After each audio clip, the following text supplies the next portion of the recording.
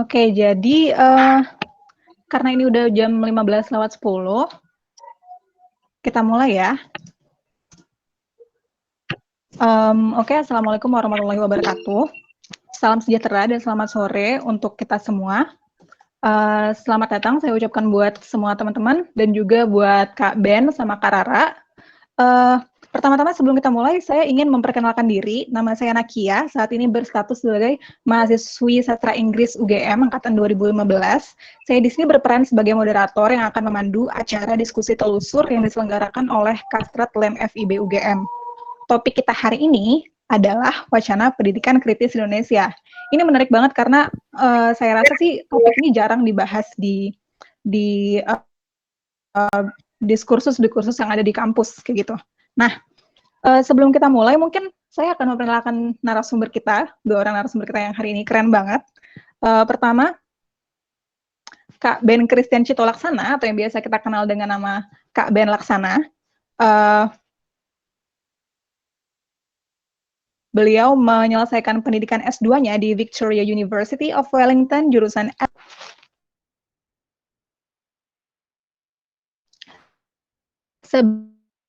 sebagai dosen hubungan internasional. Kesibukannya sedang sebagai dosen hubungan internasional di International University Liaison Indonesia.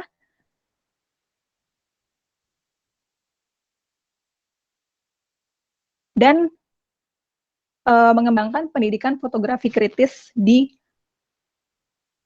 Academy Project. Kemudian ada Kak Rara Sekar Larasati, atau yang biasa kita saat ini kesibukannya selain sebagai musisi, juga sebagai aktivis pendidikan dan mentor di Academy Project. Nah, sebelum kita mulai, saya akan memberikan dari pukul 15:10 sampai dengan pukul 17. Punya jawab. Nah, selama diskusi berlangsung, semua peserta harap memute speaker dan menolak ketika sedang melayangkan pertanyaan.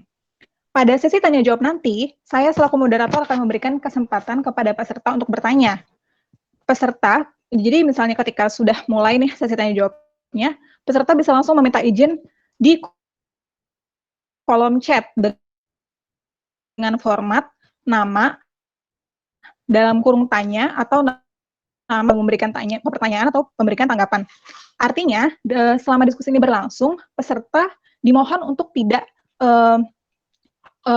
mengisi kolom chat kecuali sedang sesi tanya jawab dalam rangka ingin melayangkan pertanyaan seperti itu. Kemudian nanti saya akan memilih penanya, kemudian mempersilahkan mereka untuk bertanya. Saat melayangkan pertanyaan, peserta dipersilakan untuk menyalakan kamera dan unmute speaker. Seperti itu. Kemudian yang terakhir adalah peserta diharapkan untuk tidak keluar masuk forum, kecuali jika ada kendala sinyal. Oke, saya rasa sudah jelas. Nah, kita langsung aja sebagai pemantik awal diskusi. Jadi hari ini tema kita adalah wacana pendidikan kritis di Indonesia. Saya rasa diskusi kita akan lebih jelas alurnya kalau kita berangkat dari satu definisi pendidikan kritis yang sama.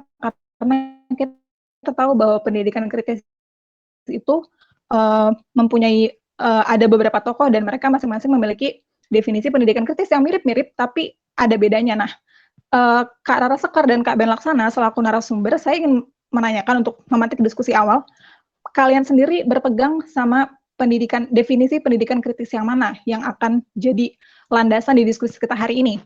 Kemudian yang kedua adalah, memangnya kondisi pendidikan kita sekarang ini gimana sih? Sehingga dirasa bahwa pendidikan kritis itu harus muncul dalam dunia pendidikan kita. Baik, kepada Kak Rara Sekar dan Kak Ben Laksana, waktu dan tempat dipersilakan. Halo semuanya. Halo, selamat sore teman-teman sekalian. Selamat sore semuanya. Ini kalian kan habis ujian ya, jadi santai aja sih. Iya, nggak usah terlalu tegang ya. Nggak usah terlalu tegang kalian.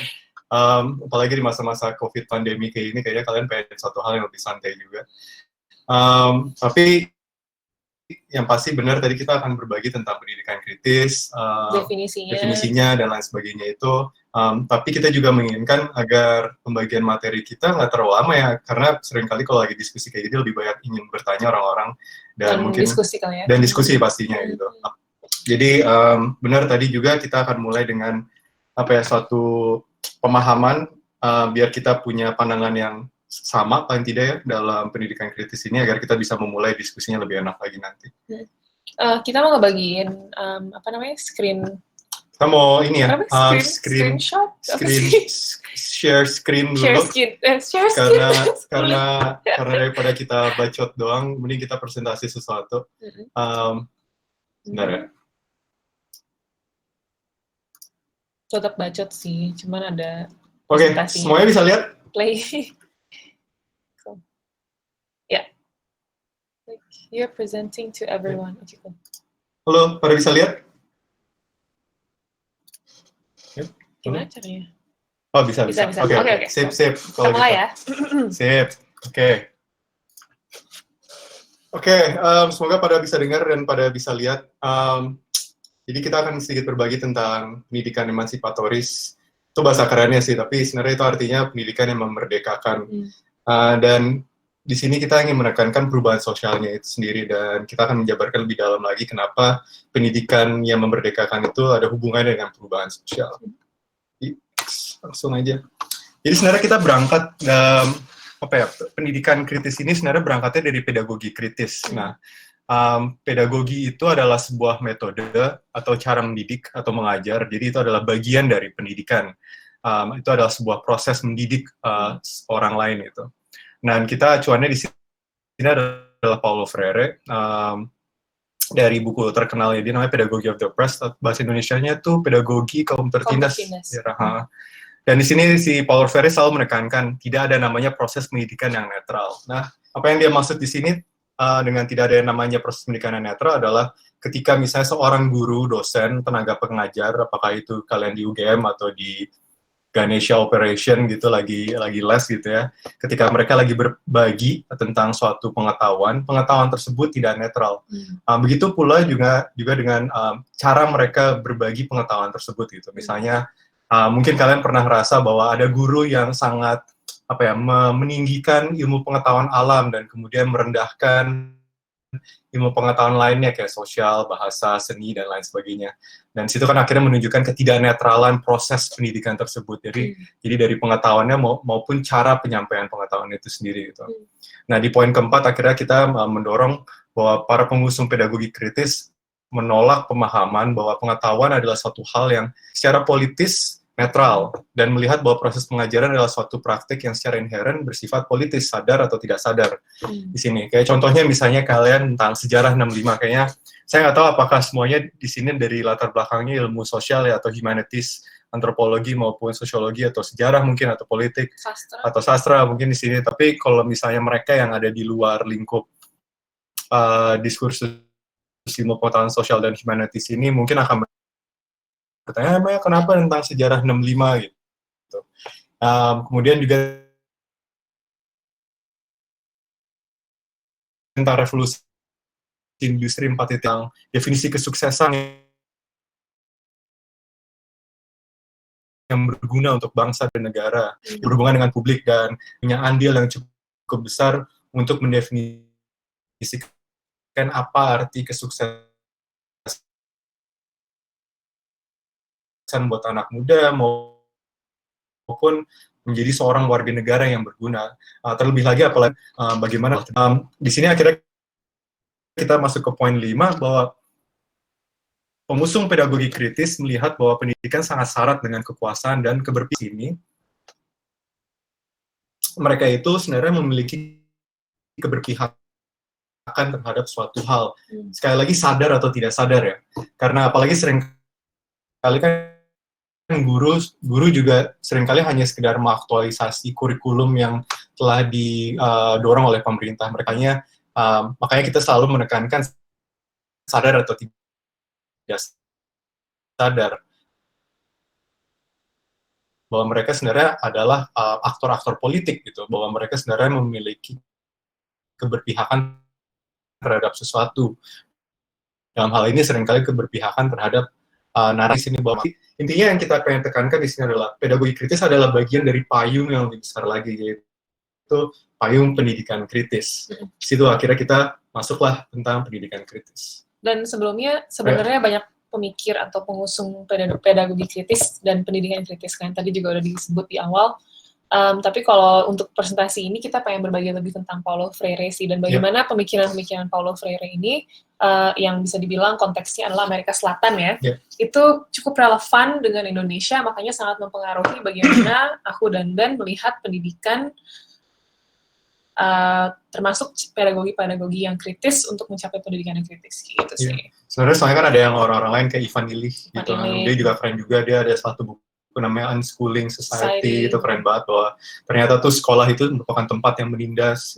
Bahkan kita juga bisa, kalau kalian pernah mendengar Pierre Bourdieu, dia juga melihat bagaimana sekolah sebenarnya hanya sekedar mereplikasi, reproduksi pengetahuan-pengetahuan atau budaya-budaya elit, jadi bukan dari kalangan orang bawah gitu, proletar gitu ya, tapi orang-orang yang sebenarnya memiliki kuasa dalam masyarakat. Tuh, jadi peran-peran sekolah situ. Bisa dibilang sih sebenarnya kalau Paulo Freire sebagai konteks gitu, dia banyak refleksi dia itu lahir dari sebuah konteks rural sih kebanyakan. Nah, itu menarik karena meskipun lahir dari konteks rural, di mana dia sering bekerja sama dengan para petani segala macam, metode pendidikan kritisnya atau pedagogi kritisnya tetap cukup relevan untuk di kota juga ya. Nah, tapi ada juga nih beberapa pemikir pendidikan kritis yang memang berangkat dari konteks kota, misalnya Henry Giroux ya. Iya, Henry Giroux gitu, itu banyak sekali. Jadi teman-teman nanti bisa lebih banyak baca sih, mungkin udah baca juga ya beberapa dari teman-teman. Tapi yang kita ingin tekankan di sini bahwa Paulo Freire lah yang bisa dibilang memulai gerakan movement terhadap pendidikan kritis gitu. Dan sebenarnya di sini yang harus diakuin bahwa Paulo Freire sangat ditinggikan dan di kalangan mereka yang bergerak di bidang pendidikan kritis ini. Tapi sekali lagi dia memulai ya, tapi kita harus juga memperluas pengetahuan kita bahwa banyak orang lain juga yang turut juga mengembangkan si pendidikan kritis ini. Salah satunya adalah Ira Shore. Ira Shore sebenarnya juga dipengaruhi sangat besar oleh Paulo Freire gitu. Dia lihat bahwa ternyata cara kita atau metodologi kita mengajar itu ternyata harus kita kritisi juga ya. Dan akhirnya dia lihat karyanya Paulo Freire tentang pedagogi kritis tadi, berarti bukan hanya sekedar cara mengajar juga, tapi secara konteks lebih luas lagi, pendidikan secara lebih luas lagi harus kita itu punya peran yang sangat menindas juga dalam masyarakat. Jadi ketika Paulo Freire itu mulai dengan pedagogi atau metodologi pengajaran, Ira Shore itu akhirnya mengembangkan lebih besar lagi ke cara pengajaran maupun ke kurikulum, kemudian peran sekolah itu sendiri, peran negara, dan lain sebagainya. Ira Shore menambahkan bahwa pendidikan kritis menelusuri kebiasaan berpikir, membaca, menulis, mitos dominan, pernyataan resmi dari negara atau masyarakat, klise tradisional, kebijaksanaan yang diterima dalam keseharian kita,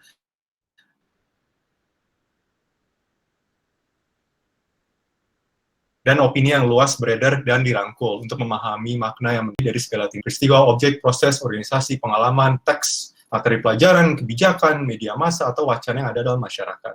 Intinya dia melihat bahwa, dan di sini harus ditekankan bahwa ketika kita ngomongin tentang pendidikan kritis, itu sekolah aja. Bahwa pendidikan itu ada yang bisa bilang kalau bisa kita boleh bagi dua, formal maupun informal. Gitu formal misalnya dalam artian sekolah, institusi pendidikan, dan juga misalnya informal yang sebenarnya pengalaman keseharian kita merupakan proses pendidikan dengan sendirinya. Gitu. Kita banyak belajar dari misalnya pergaulan kita dengan teman sekitar kita, dari keluarga ya pastinya itu juga, dari misalnya interaksi kita di YouTube atau belajar mendapatkan suatu proses pendidikan gitu kan dalam hal ini. Makanya ketika Ira Shore itu bilang bahwa dari kebijakan, teks, materi pelajaran, media massa, dia bilang bahwa semuanya itu merupakan suatu proses pendidikan. Dan maka dari itu kita harus mampu juga kritis atau memahami apa yang sebenarnya didorong, narasi-narasi apa yang didorong dan dan yang kita konsumsi dalam keseharian kita. Intinya, kalau kita masuk ke poin kedua di sini, intinya pendidikan kritis adalah proses pendidikan yang mengajak kita mempertanyakan akal sehat atau common sense yang ada dalam masyarakat kita gitu, termasuk meminjam istilah Marx, kontradiksi-kontradiksi yang ada di dalam masyarakat, terutama dalam pemikiran kita. Nah, di sini kan seringkali kan ketika misalnya kalian mungkin lihat suatu kejadian gitu, ini orang nggak punya akal sehat gitu kan, seringkali kan keluar kata-kata itu, tapi kita nggak pernah bertanya juga sebenarnya apakah akal sehat ini benar-benar sehat atau tidak gitu kan. Contohnya misalnya kayak yang tadi termasuk kontradiksi-kontradiksi yang dalam masyarakat, satu sisi kita didorong dalam pendidikan kewarganegaraan kita untuk gotong royong gitu, pendidikan Pancasila, kewarganegaraan, mungkin pendidikan agama juga, tapi juga ada penekanan terhadap kompetisi gitu dalam sekolah kita, misalnya tentang ranking, terus misalnya kalau misalnya kamu bahkan orang tua kalian gitu, misalnya kalau kamu ranking 10 sedangkan teman tetanggamu itu ranking 1 gitu, kamu ada dorongan keharusan untuk mampu menyaingi tetangga kalian atau teman kalian gitu. Jadi kayak satu sisi diminta gotong royong, tapi dalam gotong royong itu sendiri juga ada kompetisi yang terpatri dalam pemikiran-pemikiran kita juga gitu. Jadi kayak ada kontradiksi di situ yang akhirnya kita nggak pernah benar-benar membicarakan kontradiksi itu. Jadi sebenarnya kita pengen jadi masyarakat yang seperti apa sih, yang gotong royong atau penuh dengan kompetisi. Jadi nggak pernah ada pelurusan di sana. Nah, salah satu dari tujuan pendidikan kritis ya ini, mempertanyakan akal sehat kita, termasuk juga pemikiran-pemikiran yang ada dalam masyarakat kita yang sebenarnya penuh dengan banyak kontradiksi ini gitu. Nah, makanya masuk ke poin ketiga, maka dari itu, para pengusung pendidikan kritis menekankan bahwa proses mengajar dan belajar sangat terikat dengan keadilan sosial dan demokrasi, termasuk dalam proses pembelajaran kemanusiaan, empati, sebagai warga negara. Itu sih. Nah, di sini akhirnya kita masuk ke pedagogi kritis dan pendidikan kritis. Mempertanyakan misi dari esensi dan konteks pendidikan kritis sendiri, apa, mengapa, bagaimana, berpihak pada siapa. Intinya itu sih. Kayak, jadi ini di halaman ini intinya kita membahas, kritis itu artinya apa, ya kan? Nah, kritis di sini tadi yang kata Ben, kita pertama mempertanyakan juga misi dan esensi dan konteks dari pendidikan kritis itu sendiri. Jadi bahan bukan mengkritisi pendidikan saja, tapi kita mengkritisi pendidikan kritis. Wah, meta banget ya. Karena kritis menurut siapa? Dan kritis terhadap apa dan berpihak pada siapa? Ini juga pertanyaan yang sangat-sangat penting ketika kita melakukan atau terlibat di dalam inisiatif atau gerakan-gerakan yang mengusung pendidikan kritis. Jadi tetap berlanjut gitu. Jadi sebagai siklus. Nanti kita akan bahas lagi tentang siklus. Nah, selain itu kita juga harus kritis terhadap literasi, literatur, referensi, pengetahuan, dan kritik yang digunakan oleh kita sendiri maupun orang-orang yang mengusung di bidang ini, dan mampu memahami definisi dan mampu menginterpretasi. Jadi, aku dan Ben sangat mengamati bagaimana teman-teman pasti kan lagi di akademia ya, bisa dibilang lagi studi, dan seringkali kita semua terjebak di dalam bahasa yang sangat tinggi, yang tidak sama sekali membumi.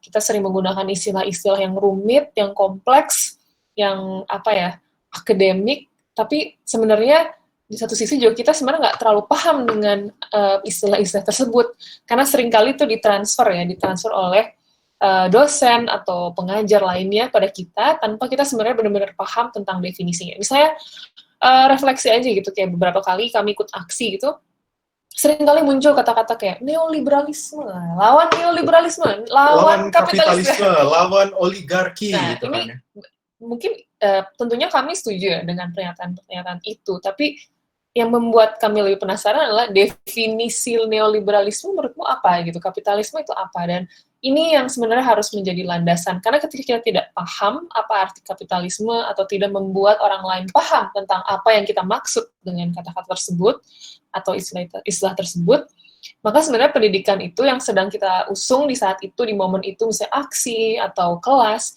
sebenarnya itu gagal sih sebagai pendidikan kritis.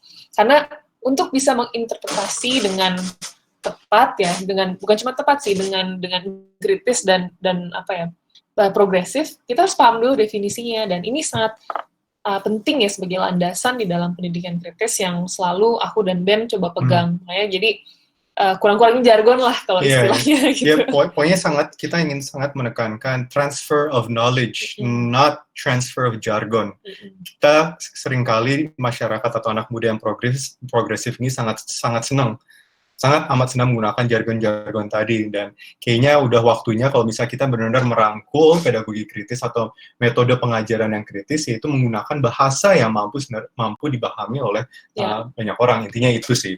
Dan di sini kan teman-teman bisa lihat bukunya ya Paulo Freire yang Education for Critical Consciousness atau pendidikan untuk nalar kritis. Nah, mungkin saat ini kita nggak bisa banyak bahas tentang nalar kritis itu sendiri, tapi teman-teman bisa dengar di podcast kita yang terakhir yang ngomongin pedagogi kritis, itu kita benar-benar nge-unpack ya, sangat menguliti apa sih definisi nalar kritis, terus yang adalah tujuan dari pendidikan dan pedagogi kritis, terus bagaimana mencapainya, tahapan-tahapannya. Jadi itu kita bahas semua di episode itu, dan mungkin teman-teman bisa lanjutin ya diskusinya dari situ.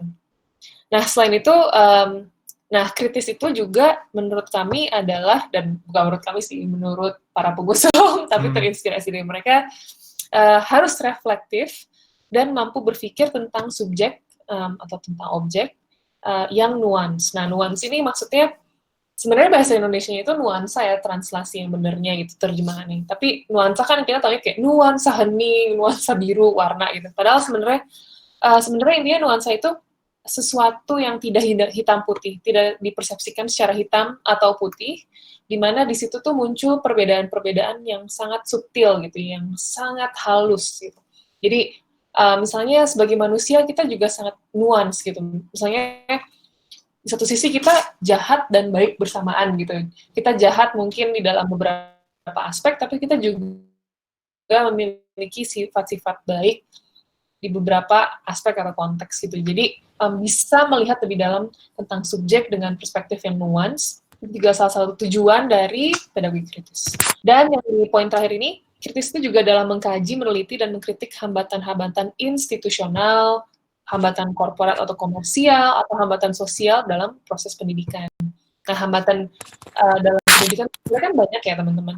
Ada, ya kalau bahasa-bahasa aksinya tuh kayak penindasan, kekerasan, ketidakadilan, kontradiksi. Nah, ini sebenarnya menarik karena lagi-lagi pertama kita harus definisiin apa yang kita maksud dengan penindasan, kekerasan, dan kekerasan juga apalagi ya nggak semuanya itu kasat mata gitu, banyak kekerasan yang tidak terlihat, dan kita akan lebih bahas tentang itu, tentang hal-hal yang struktural, hambatan struktural sebagai salah satu hal yang paling penting dikaji ya dengan adanya pendidikan kritis.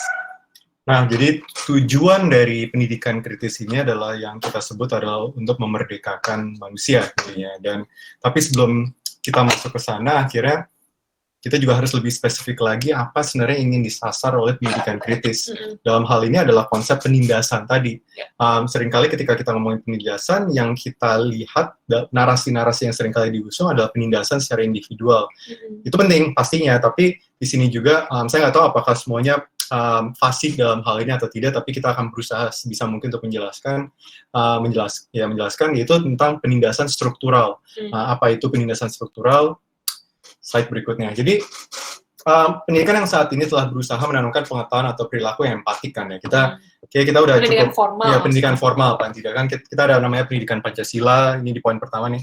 Pendidikan Pancasila, pendidikan kewarganegaraan, penguatan pendidikan karakter, pendidikan etika. Kalau misalnya kalian lagi kuliah saat ini kayak udah berusaha sebisa mungkin negara secara formal lewat kurikulumnya maupun lewat dosen-dosen maupun guru-gurunya itu menanamkan perilaku-perilaku empatik ini. Dan sering kali kan kita lihat kalau misalnya di ujian-ujian itu kayak ya masa iya kalian tindas gitu neneknya, ya kalian membantu dia untuk menyeberang jalan dan lain sebagainya, itu kayak biar kalian dapat ujian nasionalnya kalian lulus gitu kan ya. Itu kan cara-cara mudah gitu. Namun ini yang menurut kita agak bermasalah jadinya, karena subjek dan objek tujuan empati kita tuh memiliki kriteria yang harus dapat dilihat. Karena seringkali, oh ya ini ada seorang nenek, lusuh, atau misalnya bajunya compang-camping, atau kelihatan rentan, gitu ya secara fisik, dan akhirnya kita bisa membantu, kita diwajibkan membantu dia karena, karena keadaan physical appearance-nya ini, apa yang dilihat secara fisiknya ini, gitu. Balik lagi tadi contoh membantu seorang nenek, kakek, seorang difabel menyeberang jalan, atau melakukan sesuatu membantu mereka yang miskin, yang seringkali diidentifikasikan oleh pakaian yang mereka kenakan. Pokoknya di poin yang kedua ini kita ingin menekankan dengan ini kriteria subjek atau objek empati kita tuh seringkali bisa dilihat tua, lemah, ketidakmampuan untuk hidup mandiri, kotor, lusuh, dan sebagainya. Nah, penindasannya fisik. Ya, penindasannya itu harus kelihatan secara fisik. Kita nggak bilang bahwa ini salah, ini penting sekali gitu. Tapi seringkali kita juga harus memahami juga banyak penindasan yang terjadi dalam masyarakat kita ini tidak terlihat. Dan itulah yang akhirnya kita masuk ke penindasan struktural ini. Penekanan terhadap ketertindasan yang kasat mata akan membatasi kemampuan kita untuk berempati. Maka yang dibutuhkan mungkin bukan penambahan pendidikan empati atau bahkan pendidikan agama di sini, namun memperluas dan membongkar kriteria kita menjadi subjek atau objek empati kita. Itu di poin ketiga, dan akhirnya kita di poin terakhir ini kita ingin menekankan dengan ini dibutuhkan pendidikan yang dapat membantu kita memahami ketertindasan yang tidak mudah terlihat atau apa yang dipahami sebagai penindasan struktural atau structural oppression. Dan disinilah akhirnya menjadi salah satu ujung tombak dari pendidikan kritis. Bukan hanya sekedar mampu mempertanyakan asumsi-asumsi yang ada di dalam pikiran kita atau masyarakat kita, tapi juga akhirnya menggunakan pendidikan itu untuk membantu mereka yang tertindas, terutama bukan hanya sekedar tertindas yang kita lihat, itu penting pastinya, tapi mampu memahami penindasan yang tidak kasat mata ini gitu. Dan akhirnya kita diwajibkan untuk memiliki pemahaman-pemahaman dan pengetahuan-pengetahuan untuk melihat apa yang benar-benar dimaksud oleh penindasan struktural ini. Nah, kalau ini contohnya, sekali lagi saya nggak tahu apakah kalian semua dari latar belakang ilmu sosial dan ini ya, humanities gitu, tapi bagi yang mereka yang sama sekali tidak pernah terpapar sama istilah ini, kurang lebih itu penindasan struktural adalah penindasan yang terjadi ketika hukum, kebijakan, adat istiadat, budaya, memproduksi dan atau mereproduksi ketidakadilan, kesenjangan, dan atau kekerasan terhadap kelompok masyarakat tertentu.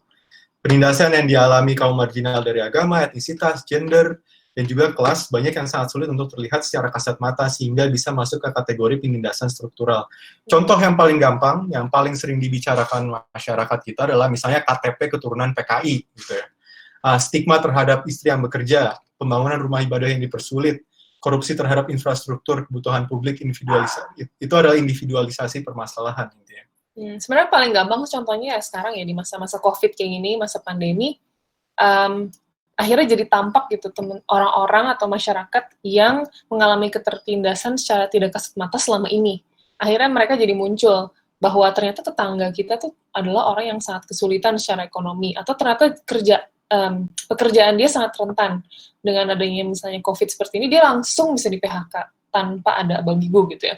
Jadi ini adalah contoh ketertindasan yang tidak kasat mata sebenarnya, tapi struktural karena berhubungan dengan kebijakan, berhubungan dengan kebutuhan orang banyak, berhubungan dengan hajat hidup orang banyak dan budaya, dan penindasan juga bukan cuman dari pemerintah ya dalam artian dalam bentuk kebijakan, tapi juga tadi yang disebut di poin pertama sama Beth, ada adat istiadat, ada budaya yang memproduksi dan mereproduksi. Jadi bagaimana ya caranya pendidikan kritis itu bisa mengurai penindasan, bahwa ada penindasan yang struktural, tidak kasat mata, tapi sangat memengaruhi bukan hanya proses pendidikan itu sendiri atau menghambat proses pendidikan kritis itu sendiri, tapi juga kesejahteraan kita gitu bersama kayak gitu. Nah, sekali lagi mau ngasih contoh lagi biar sedikit lebih jelas. Contohnya misalnya kita hidup di masyarakat secara kultural sangat patriarkis gitu ya. Bahwa soal peran bahwa seakan-akan ada peran biologi seorang perempuan dan laki-laki, bahwa perempuan itu tujuannya hidupnya di dapur saja dan laki-laki tujuannya adalah mencari kerja di luar rumahnya itu sendiri.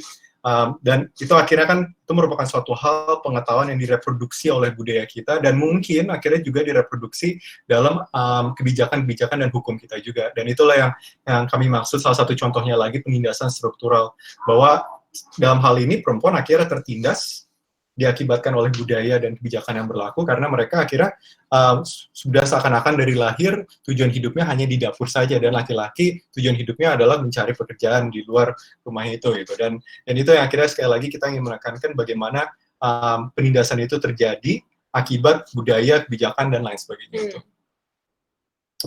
Nah, di sini akhirnya dikarenakan pendidikan kritis memiliki hubungan yang sangat erat dengan isu keadilan sosial, maka pendidikan kritis wajib memberikan pengetahuan agar dapat memperluas wawasan kita akan penindasan dan juga memperluas subjek dan objek empati kita seperti yang tadi sudah disebutkan.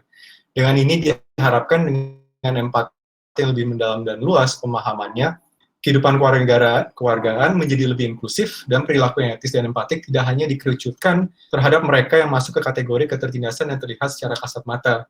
Hal ini yang menjadi landasan fundamental dari pendidikan yang memerdekakan atau pendidikan emansipatoris. Namun, pengetahuan akan penindasan struktural yang didapat di ruang kelas tidaklah mencukupi.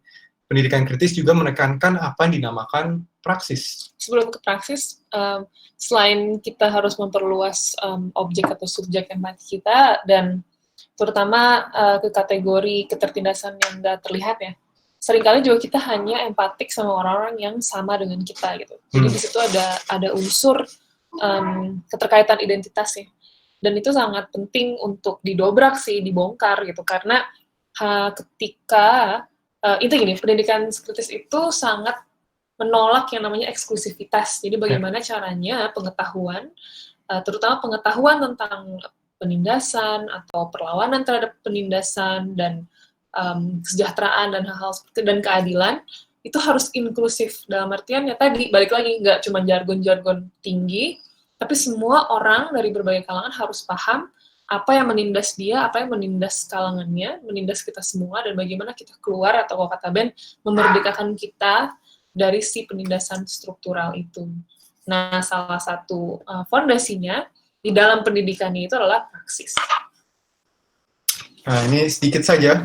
Pastinya teori aslinya lebih kompleks lagi, tapi kita simplifikasi sedikit lah di sini. Intinya Paulo Freire mengartikan praksis sebagai refleksi dan aksi yang ditujukan terhadap struktur yang harus diubah. Gitu. Memiliki kekuatan dan pengetahuan untuk beraksi melawan penindasan sambil menekankan pentingnya sebuah pendidikan yang memerdekakan atau emansipatoris. Maka dengan ini untuk berempati saja tidaklah mencukupi. Yang dibutuhkan adalah berempati dan bergerak atau beraksi untuk mengubah keadaan yang menindas yang dialami oleh subjek atau objek empati kita. Intinya sih kayak, misalnya kita melihat untuk bisa memahami ada satu ketidakadilan, kita harus punya semacam kerangka berpikir kan. Kita anggap itu teori ya, kalau di sebelah sini. Nah, teori. Teori yang bagian atas. Teori menginformasi kita untuk bisa memahami bahwa, oh ya ada yang namanya, seperti teori hari ini, teori praksis. Kita lihat, oh iya benar ada penindasan struktural nih dalam proses pendidikan kita. Nah, setelah kita ada teori, biasanya kita terjadi proses refleksi. Teman-teman akan merefleksikan pengalaman pendidikan teman-teman selama ini atau sekarang sedang dijalani, atau teman-teman di sekitar kita, atau orang-orang lain yang lebih tidak beruntung, segala macam, itu ada proses refleksi. Nah, dari refleksi itu, benar, tidak mungkin kita berempati ya, sama orang yang tertindas, atau sama diri kita sendiri gitu. Nah, tapi tidak bisa berhenti di situ kalau kita memang mau menjadi pendidik yang kritis, karena praksis mengharuskan kita beraksi. Jadi dari landasan teori refleksi itu, kita melakukan aksi. Apakah itu menciptakan inisiatif pendidikan kritis, kalian bikin diskusi kayak seperti ini adalah bentuk dari aksi ya, dari praksis ini, atau mungkin kita mencoba melawan beberapa guru-guru, menantang pemikiran-pemikirannya yang menurut kalian sangat eksklusif atau sangat problematis atau menindas. Turun ke jalan, aksi pas Hari Pendidikan Nasional, belum pernah deh gitu ya. Terus kita harus mulai bisa aksi dalam definisi yang seperti itu juga. Nah, tapi banyak dari teman-teman kita atau dari kita sendiri ya, itu biasanya cuma ngelakuin aksi saja tanpa ada teori atau refleksi. Atau hanya teori saja biasanya tadi dengan bahasa tinggi, tapi nggak pernah benar-benar terlibat di dalam persoalan atau kebutuhan-kebutuhan yang ada di masyarakat. Nah, yang menarik dari praksis adalah ini adalah sebuah siklus. Jadi bahkan setelah kita melakukan aksi, itu tetap kita harus refleksi lagi, kita mengevaluasi. Sebenarnya kita udah melakukan aksi yang paling efektif belum, atau yang paling tepat belum, atau mungkin jangan-jangan aksi kita sama sekali tidak menguntungkan siapa-siapa atau berpihak pada yang berkuasa justru. Jadi dari aksi kita refleksi lagi, terus ngulang lagi deh teori-teori aksi, dan kadang bisa mulai dari aksi dulu, baru kita kurang nih, mungkin kita harus banyak belajar dari pengalaman orang lain, kita baca, kita diskusi, kita mendengarkan. Jadi ini kunci banget di dalam pendidikan kritis, tidak hanya di kelas bahkan, tapi di dalam memformulasikan pengetahuan itu sendiri, memformulasikan gerakan, inisiatif. Jadi ini bisa dipakai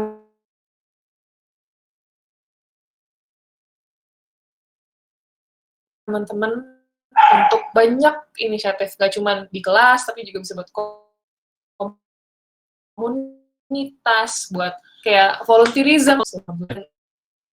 Jujur, hingga saat ini, dan ini udah cukup lama ya teorinya ya sebenarnya, pegangan ini, itu sampai sekarang masih sulit dipraktekkan dan masih menjadi nafas banyak sekali gerakan progresif.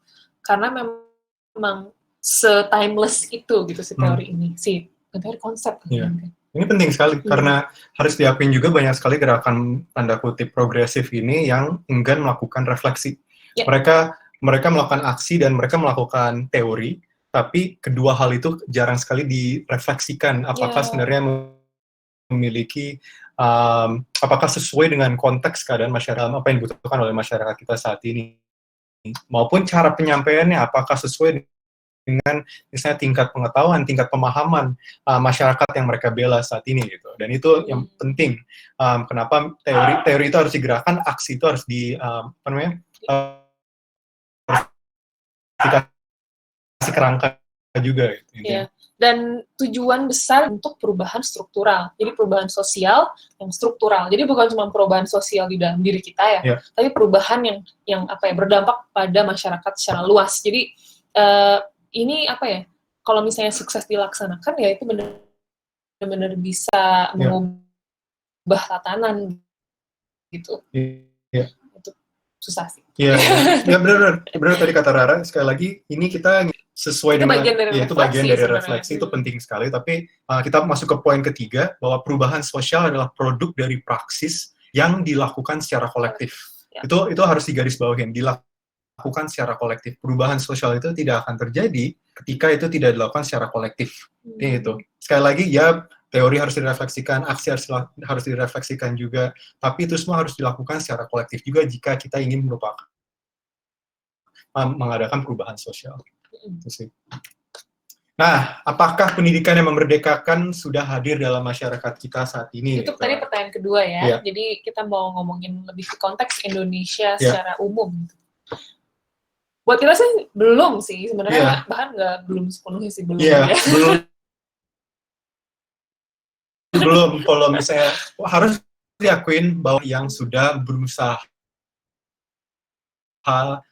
melakukan pendidikan kritis ini dalam artian yang tadi mempertanyakan akal sehat kita, menggunakan pendidikan dengan tujuannya untuk perubahan sosial, itu kan salah satu landasan dari pengarahan akal.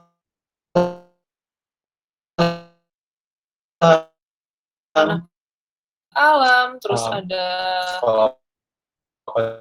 terus mungkin sekolah. Walaupun mungkin juga misalnya kalian di UGM mungkin ada salah satu dosen atau beberapa dosen yang punya pemikiran yang berbeda tentang cara kerja masyarakat kita gitu, dan banyak ya di UGM dan mampu mendorong kalian untuk mempertanyakan apa yang terjadi di dalam masyarakat kita dan juga melihat hubungan kalian dengan masyarakat. Jadi kayak ngasih pengetahuan yang alternatif maupun progresif gitu. Tapi itu sangat jarang gitu. Kalau misalnya teman-teman lihat kayak misalnya perdebatan hari ini di sosmed tentang teori konspirasi, COVID, elit global, dan segala macam, itu tuh kita bisa melihat ini adalah potret bahwa masih sangat-sangat sedikit orang yang punya pengetahuan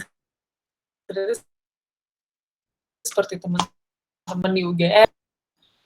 Dan selain itu, kalau kita lihat poin pertama, ya pengetahuan kita akan penindasan yang struktural, yang tadi adalah salah satu fondasi atau tujuan dari pendidikan kritis, itu sangat terbatas. Misalnya, narasi-narasi yang sering kali muncul di sosmed itu adalah misalnya ada orang-orang yang dan petani-petani yang digusur, NJIA ya teman-teman tahu lah ya di Jogja, itu biasanya sentimen yang muncul dari masyarakat pada umumnya adalah, itu orang-orang miskin kurang bersyukur aja. Itu kan mereka udah bisa makan, terus kayak ya udah kalau misalnya lahan diambil, bersyukur dong udah dikasih lahan lain, padahal dia tercerabut dari penghidupannya gitu. Jadi ini adalah narasi dominan tentang penindasan yang masih sangat jauh dari penindasan struktural. Bahkan kita telah mengidentifikasi sih kayaknya beberapa hal. Satu misalnya tadi kayak peran, bisa dibilang poin pertama, tapi ketertindasan yang kita alami, karena balik lagi tadi tentang, kita harus lebih banyak bersyukur ketimbang mempertanyakan, ketimbang kritis, kita harus lebih banyak bersyukur. Kita nggak bilang bahwa bersyukur itu nggak penting, ya penting, tapi satu sisi, seberapa banyak syukur yang harus kita rangkul sampai kita benar-benar mampu melihat bahwa ya kita tertindas di saat ini, gitu kan. Kemudian yang poin kedua, kita juga kita melihat, mengidentifikasi bahwa ada banyak hal di masyarakat kita yang tabu untuk kita sentuh atau kita bedah secara kritis gitu ya. Misalnya kayak nasionalisme kita yang begitu sempitnya gitu kan ya. Pancasila, NKRI, harga mati gitu. Negara bahwa negara sebenarnya Indonesia, pemerintah sekarang Indonesia dan apapun yang mereka lakukan itu sebenarnya atas nama negara kita ini, apakah benar atau tidak gitu kan, itu yang nggak pernah kita pertanyakan. Kemudian peran agama dalam masyarakat, budaya Indonesia, kemudian sejarah-sejarah kita yang kelam, beranikah kita mempertanyakan itu semua karena salah satu dampak dari pendidikan kritis adalah kita ya wajib dan mampu akhirnya memahami bahwa ada yang tidak beres nih dengan misalnya sejarah kita dan keadaan sosial kita saat ini sangat terikat dengan sejarah yang terjadi di masyarakat kita juga gitu. Intinya sih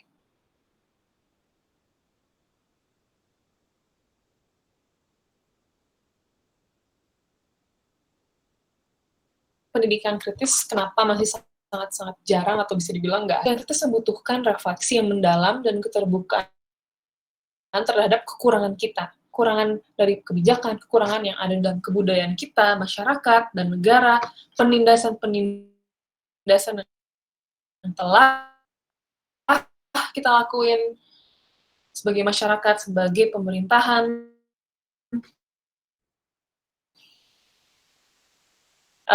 sedang kita akan menormalisasi aturan kita. Jadi memang sangat sulit. Aku ngebayangin sih kayak pemerintah yang ingin menjaga kekuasaan ya dan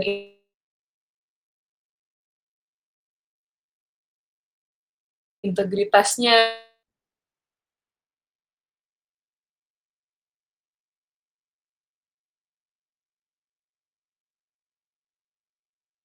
dan geng struktural sebenarnya itu hambatan terhadap struktural, pendidikan kritis. Itu adalah hambatan struktural dalam bentuk adat istiadat budaya, norma-norma yang diterima masyarakat kita, dan kira masuklah ke poin terakhir kita ini, misalnya sulit untuk mengadakan pendidikan yang kritis yang memerdekakan ini karena sangat sangat erat hubungannya dengan konsep kehormatan, norma-norma itu yang sebenarnya menghambat diri kita, harga diri bangsa atau bahkan harga diri kita sendiri gitu, bahwa kalian jangan mempertanyakan apa yang telah saya lakukan gitu, untuk mempertanyakan sejarah atau mempertanyakan politik atau untuk mempertanyakan cebong atau kampret itu adalah mempertanyakan nasionalisme kita gitu kan ya. Ya atau kayak sekarang kalau kita mengkritisi kebijakan-kebijakan terkait COVID gitu, kita yang kena gitu, justru kita yang disalah. Oh dasar kalian tuh nggak positive thinking kayak gitu kan. Nah teman-teman udah bisa lihat sendiri kan bagaimana susah sekali menjadi orang yang kritis kalau nggak dibungkam, kita diserang habis-habis. Jadi nggak usah jauh-jauh gitu, bahkan diskusi seperti ini sangat bubble, sebenarnya masih sangat di satu bubble. Di luar, belum lagi kita kalau ngomongin tentang kepentingan ekonomi yang sebenarnya merupakan kepentingan sekelompok orang saja, atau stabilitas nasional, maupun kekuasaan sekelompok orang yang seringkali kita pakai jargonnya oligarki gitu kan.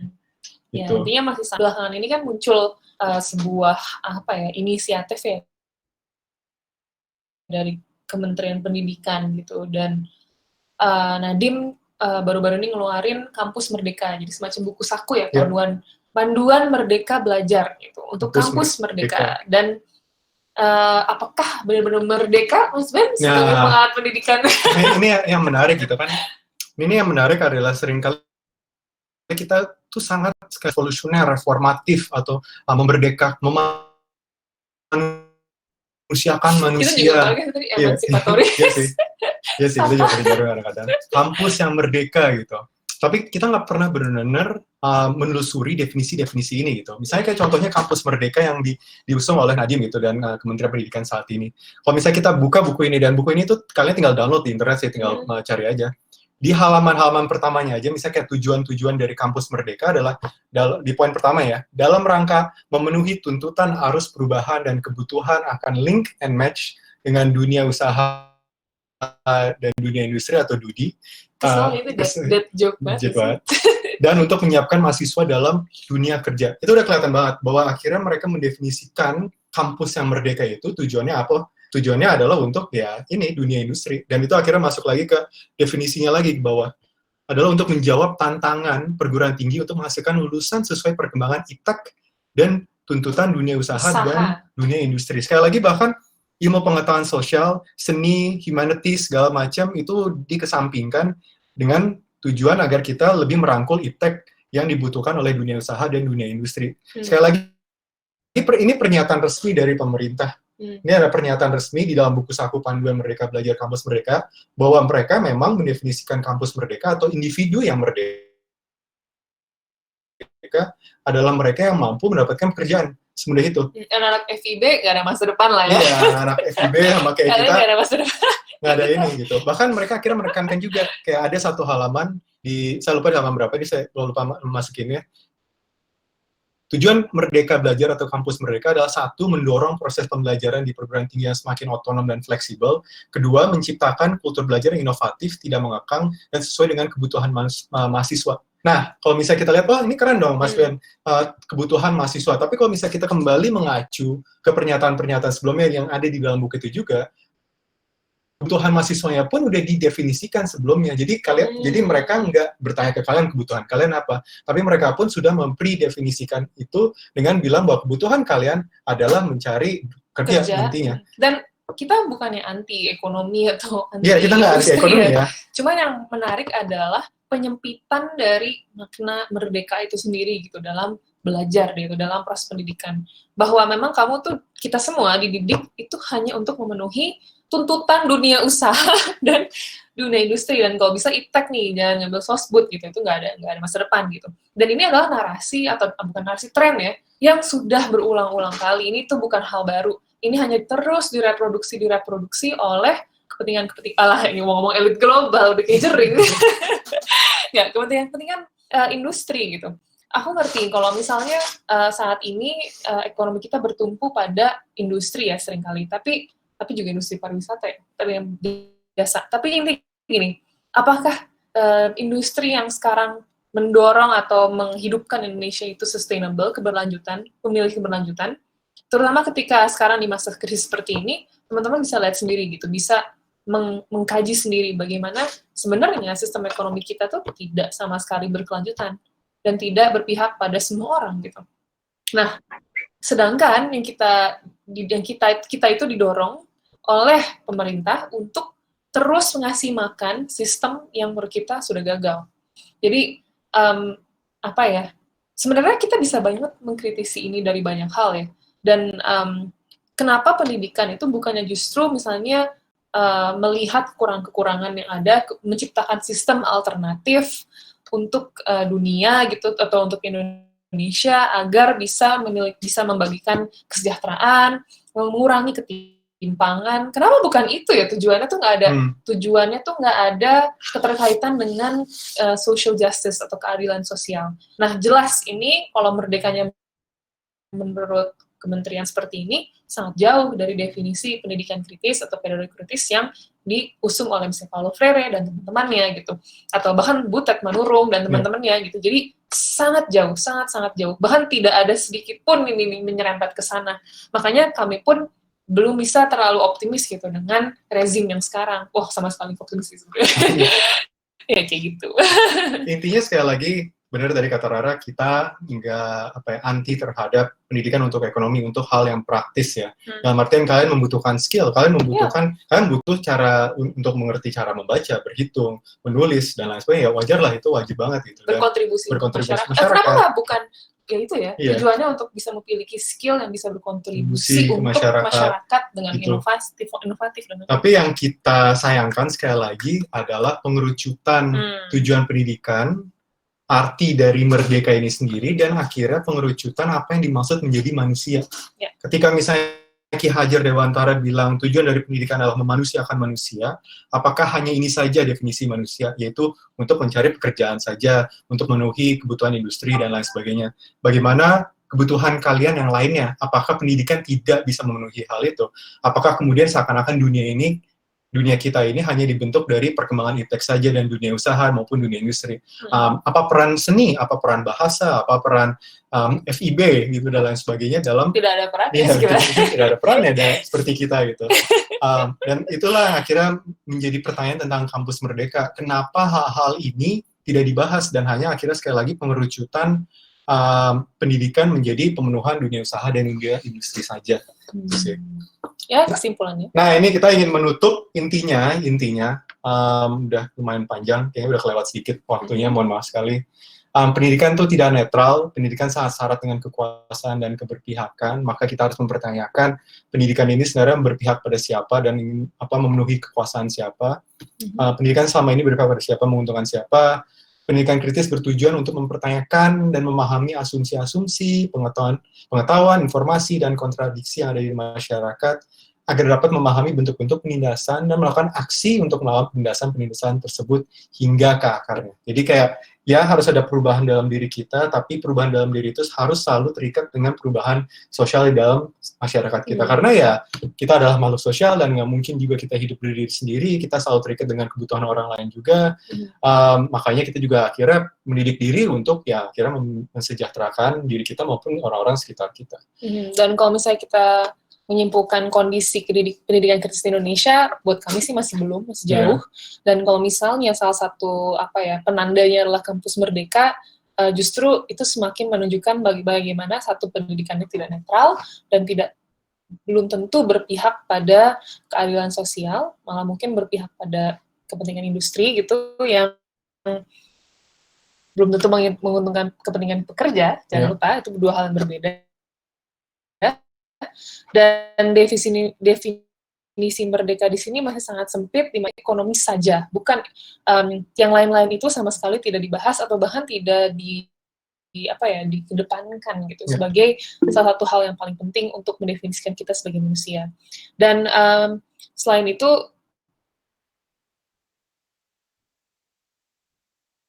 mungkin ini adalah poin-poin raya semua.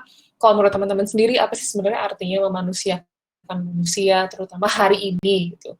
Dan industri seperti apa, kalau misalnya memang pendidikan itu untuk industri, nah industri seperti apa yang sebenarnya ingin kita bangun juga di Indonesia, dan itu juga sebenarnya pertanyaan yang sangat kritis dan penting, dan jarang yang kita dengar cuman jargon revolusi industri 4.0, tapi sebenarnya kita nggak tahu 4.0 ini berpihak pada siapa, yang diuntungkan siapa, bagaimana kita bisa tetap sejahtera dengan adanya revolusi ini gitu. Dan juga menariknya buat teman-teman kalau masih belum percaya kalau pendidikan itu netral dan berpihak pada apa, ya dengan definisi kampus merdeka tadi dan juga yang dipilih di Stafsus maupun sebagai Menteri Pendidikan kita kebanyakan CEO yang latar belakangnya. Nah, CEO-nisasi dari para pejabat publik ini juga menarik bagaimana pemerintah melihat siapa yang kompeten atau sukses sebagai pemimpin secara pendidikan untuk menciptakan kebijakan atau memimpin bangsa kita gitu.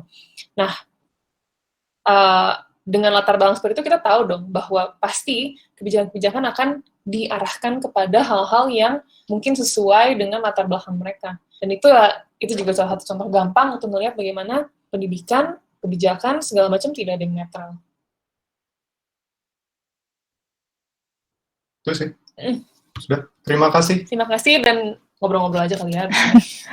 Oke, terima kasih Kak Rara dan Kak Ben, menarik banget. Jadi intinya adalah bahwa pendidikan kritis itu penting banget karena kita sekarang sedang ditindas, dan ketertindasan itu sendiri nggak cuma yang kasat mata tapi juga yang struktural, dan itu jarang banget dibahas, sehingga dan kondisi realita pendidikan kita sekarang masih jauh banget dari pendidikan kritis itu sendiri, prakteknya, praksisnya tadi. Nah, sekarang mungkin kita langsung sesi tanya jawab. Untuk sesi sekarang mungkin pertanyaannya kita buka buat 3 penanya.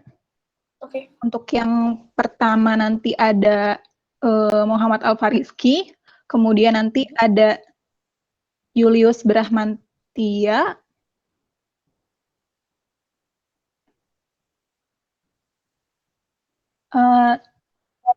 sorry. Pertama Muhammad Alfariski, kemudian ada Shibli Adam Firmanda, habis itu ada Brigita Siwi. Oke. Saya ingatkan lagi, ketika saya mempersilakan, silakan dinyalakan speakernya, juga kameranya. Yang pertama silakan kepada Muhammad Alfariski. Tes, halo. Apa suara saya kedengaran? Kedengaran. Ya. Perkenalkan, saya Alfa dari Sosiologi UNER.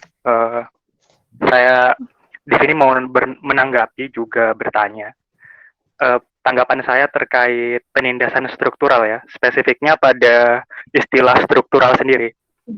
Ini biasa sih saya baca. Saya biasanya baca ketika ada orang yang menyebutkan struktural, mereka biasanya mengacu pada hukum, pada kebijakan, pada satu lembaga, dalam arti lembaga organ negara, misalnya kayak gitu.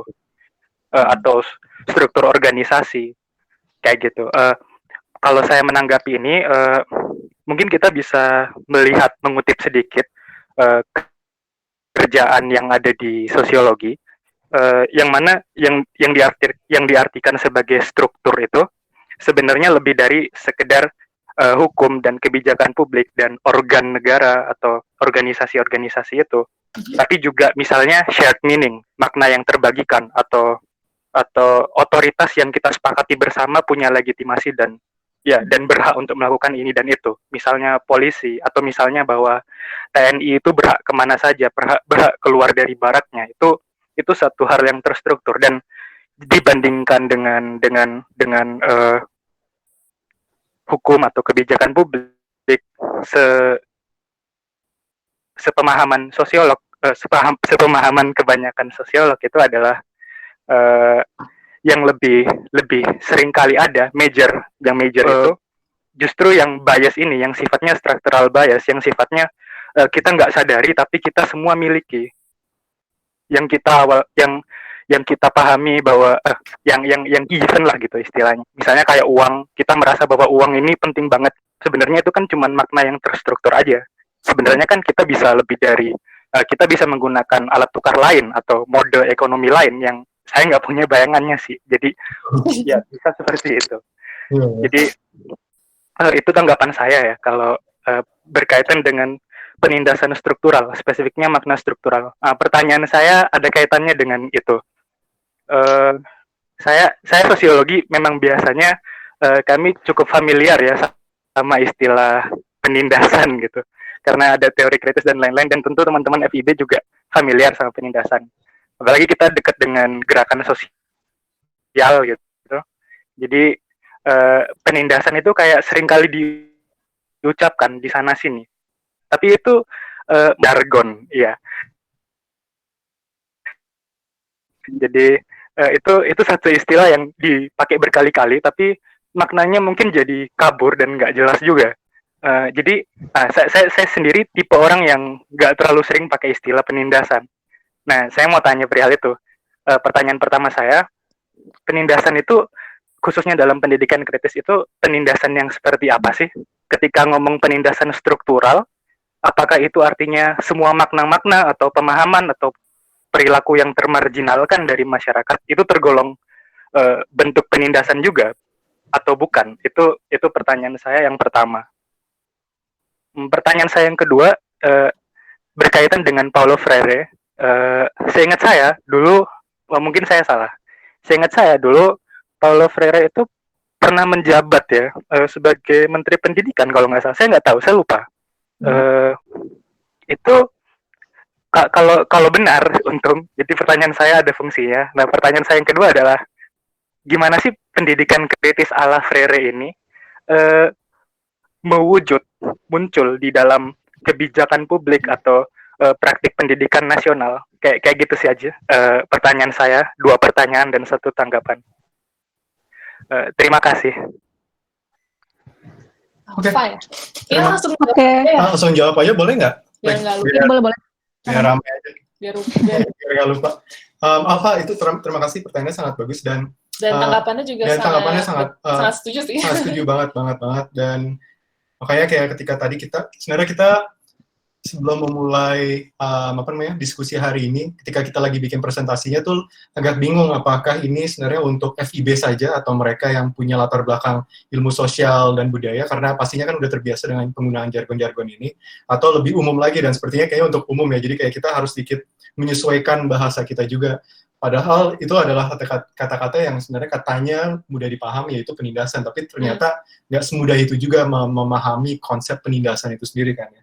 Tapi dalam hal ini, apa yang dimaksud oleh penindasan di dalam pendidikan kritis ini adalah yang tadi, yang benar kata kamu, penindasan struktural tadi, yang tentang adat istiadat, shared meanings, tentang budaya kita, tentang apapun yang sebenarnya dipahami dan dirangkul secara kolektif oleh masyarakat kita. Dan soalnya harus diakuin bahwa Paulo Freire ini sangat diinspirasi oleh teori kritis dan Marx juga gitu. Teologi pembebasan, teori kritis juga, dan akhirnya Marx juga. Jadi akhirnya definisi dari penindasan yang dia utarakan ketika dia menjabarkan dalam pedagogi kritisnya dia ini adalah penindasan dalam hal itu, yaitu struktural, shared meanings, culture, bukan hanya sekedar ini aja kebijakan dan lain sebagainya. Kalau aku sih ngeliatnya karena dia berangkat dari teologi pembebasan dan teori kritis ya,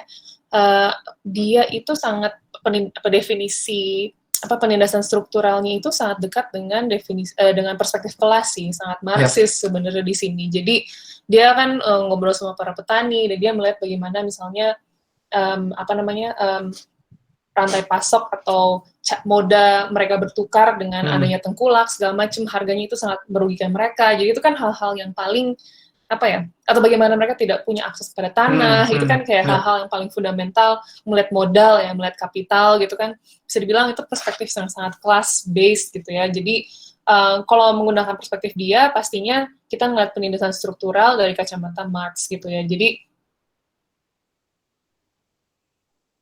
kalau misalnya di sekolah, pastinya kita melihat bagaimana tadi kata Ben, sekolah itu bukannya jangan itu, ketimpangan itu. Misalnya, teman-teman, kita tahu kan ada sekolah-sekolah favorit ya, jadi ada yang sekolah tidak favorit gitu ya. Jadi, kalau misalnya kita jadi intinya gini, ada bahkan akses ke pendidikan itu berbeda gitu, yang kualitasnya berbeda yang diberikan oleh pemerintah. Jadi, kalau teman-teman masuk sekolah yang nggak sefavorit, misalnya sekolah A, B, C gitu, kemungkinan besar untuk teman-teman bisa mendapat itu ya, upahnya layak, mungkin tidak menjadi pekerja rentan, segala macam, ya lebih,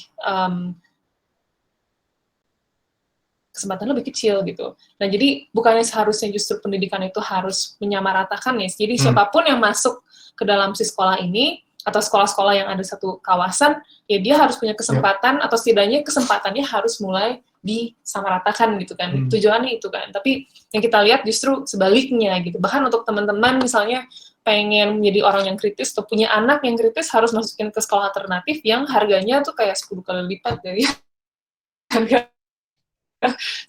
sekolah umum gitu, sekolah negeri.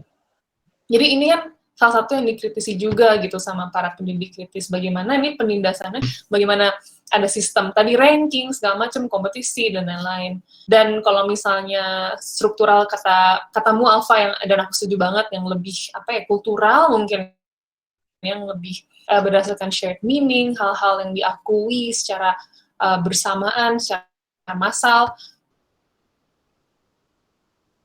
itu juga banyak sekali sih sebagai penindasan struktural gitu. Itu benar banget sih, kayak bahkan jadi kepikiran apakah misalnya konsep ranking itu, apakah itu penindasan struktural kebijakan atau itu adalah suatu adat istiadat atau suatu budaya dalam kita gitu. Yang individualis, kompetitif, dan juga itu sistem feudalisme, bahwa memang ada hierarki dalam masyarakat kita. Sistem ekonomi kita juga kan seperti itu ya, jadi siapa yang punya modal terkuat, dia akan menang gitu. Jadi ini hanya direplikasi atau direproduksi di dalam sistem pendidikan formal maupun di pendidikan non formal kita gitu. Jadi itu harus kita perlahan bongkar ya, dalam artian kita harus bisa mengkaji, bisa mengurai, dan teman-teman pastinya di sini sudah sangat biasa ya ngobrolin ini mungkin di dalam keseharian. Tapi kan masih banyak yang merasa itu adalah normal gitu. Itu itu status quo yang tidak boleh diganggu-gugat. Jadi justru pendidikan kritis adalah untuk membongkar itu, mengurangi itu. Itu sih. Nah, tadi pertanyaan kedua ya, tentang Paulo Freire jadi menteri pendidikannya. Nggak lama deh. Nggak lama, dia cuma beberapa tahun. Ini didepak. Habis itu Brazil waktu itu diambil alih oleh pemimpin fasis, saya lupa siapa, terusnya kemudian dia didepak dari Brazil, terusnya kemudian dia pergi selama beberapa puluh tahun gitu di Amerika dan negara-negara lainnya, tapi nggak boleh balik ke Brazil sampai beberapa puluh tahun. Kan akhirnya jadi dosen di Harvard, tempat-tempat di Amerika lain. Gitu. Tapi selama dia jadi menteri pendidikan, itu seru banget sih. Jadi selama dia jadi menteri pendidikan, dia melihat bahwa banyak sekali masyarakat yang tidak mampu membaca.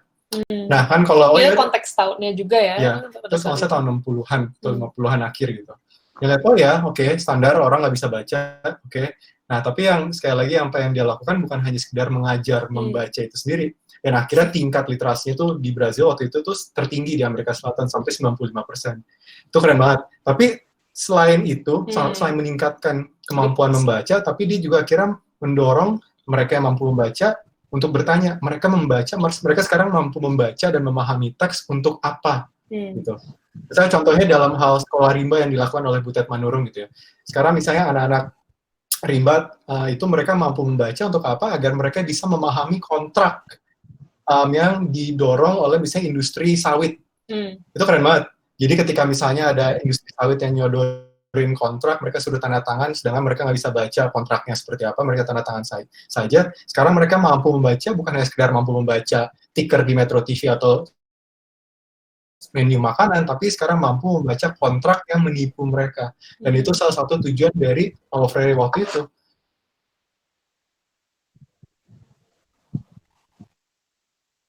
Kemampuan kalian membaca itu tidak ada artinya ketika bisa membaca kalian itu untuk tidak untuk membebaskan diri kalian maupun orang-orang di sekitar kalian. Intinya itu. Dan seingat aku itu punya bukti kritis yang menarik. Jadi menggunakan visual, jadi kayak gambar.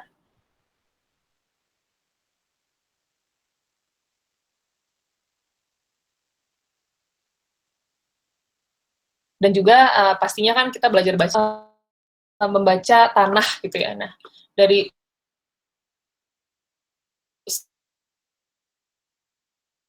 setelah kita bisa membaca tanah, nanti biasanya dia akan nanya gitu, yang mending penindasan di sini atau babi bube gitu kan, udah selesai. Tapi kayak oke.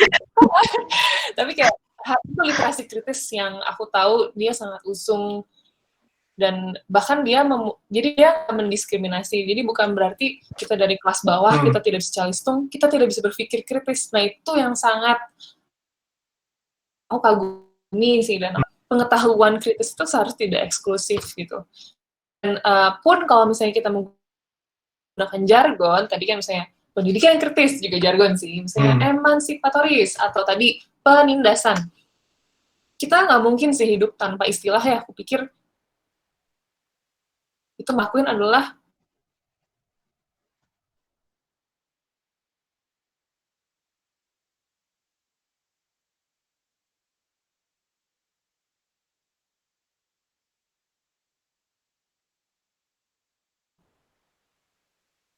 mendefinisikan atau memperoleh dari kata Ben adalah knowledge-nya, yang dibungkus oleh si istilah itu,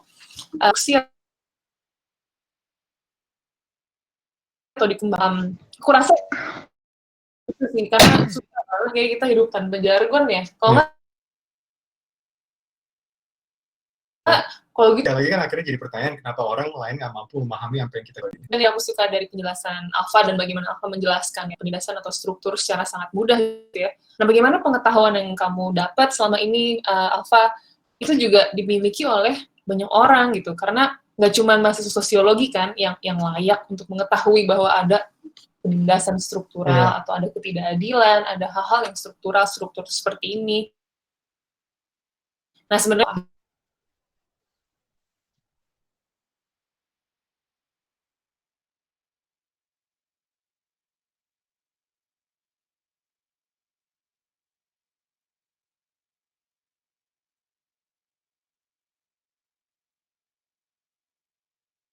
si pendidik ini apa udah merasa cukup ya dengan tanggapan tadi? Sudah. Terima kasih, Mbak Clara. Udah berpartisipasi. Selanjutnya kita ada Shibli siapa tadi namanya? Shibli Adam, silakan. Halo, ya selamat sore Kak Ben dan Kak Rara. Halo. Saya ingin menanyakan ya, bagaimana sih kalau misalnya kita tuh ingin mengimplementasikan pendidikan kritis itu menjadi sebuah kebijakan yang benar-benar untuk seluruh untuk seluruh lapisan masyarakat tuh bisa menerima gitu. Karena kalau misalnya masalah ke siswanya, ke mindset siswanya, kalau nggak salah yang saya baca di salah satu tulisannya Benedict Anderson ya, dulu kan istilahnya tuh pemuda itu, istilahnya kan kalau dulu orang-orang yang masih muda seperti kita ini kan istilahnya pemuda,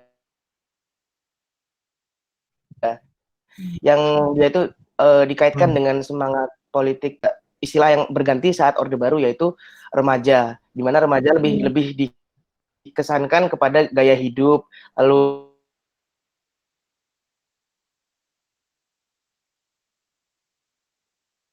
apa namanya kehidupan yang hedonis dan lain sebagainya. Nah, ketika sudah mencapai mindset remaja ini, kan banyak dari kita yang sampai sekarang memang mengejar. Nah, bagaimana kalau sudah bagaimana peran kita yang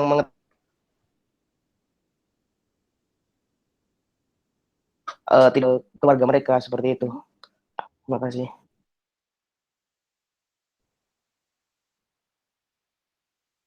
Terima kasih, Shibli. Thank you, Untuk pertanyaan Asia atau hegemoni, kan seakan-akan kita sama sekali nggak punya jalan keluar untuk melawan hegemoni itu ya. Bahwa misalnya sekolah itu menindas satu universitas, hegemoniknya masyarakat kita atau negara kita ini, kita nggak bisa melakukan apapun itu ya. Satu sisi, ya ada satu sisi kita harus melihat dan akhirnya memberi harapan bahwa dan melihat bahwa hegemoni. Nah, salah satu caranya gimana kalau dalam konteks pendidikan adalah sebenarnya guru atau tenaga pendidik. Kalian punya dosen atau mungkin tenaga pengajar atau mungkin guru SMA, SMP, SD yang mungkin memberikan pengetahuan yang berbeda. Mereka lah yang akhirnya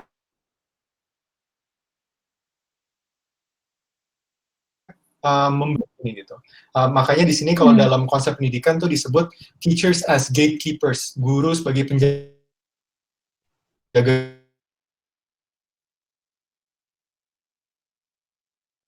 gerbang. Kenapa kita berkata 98 itu nggak pernah terjadi kayak gitu atau Soeharto orangnya baik banget gitu kan ya. Saya kurikulum itu ngomongnya gitu. Tapi kan ketika kita menjalankan kurikulum itu menjalankan adalah guru kan atau dosen atau siapapun itu.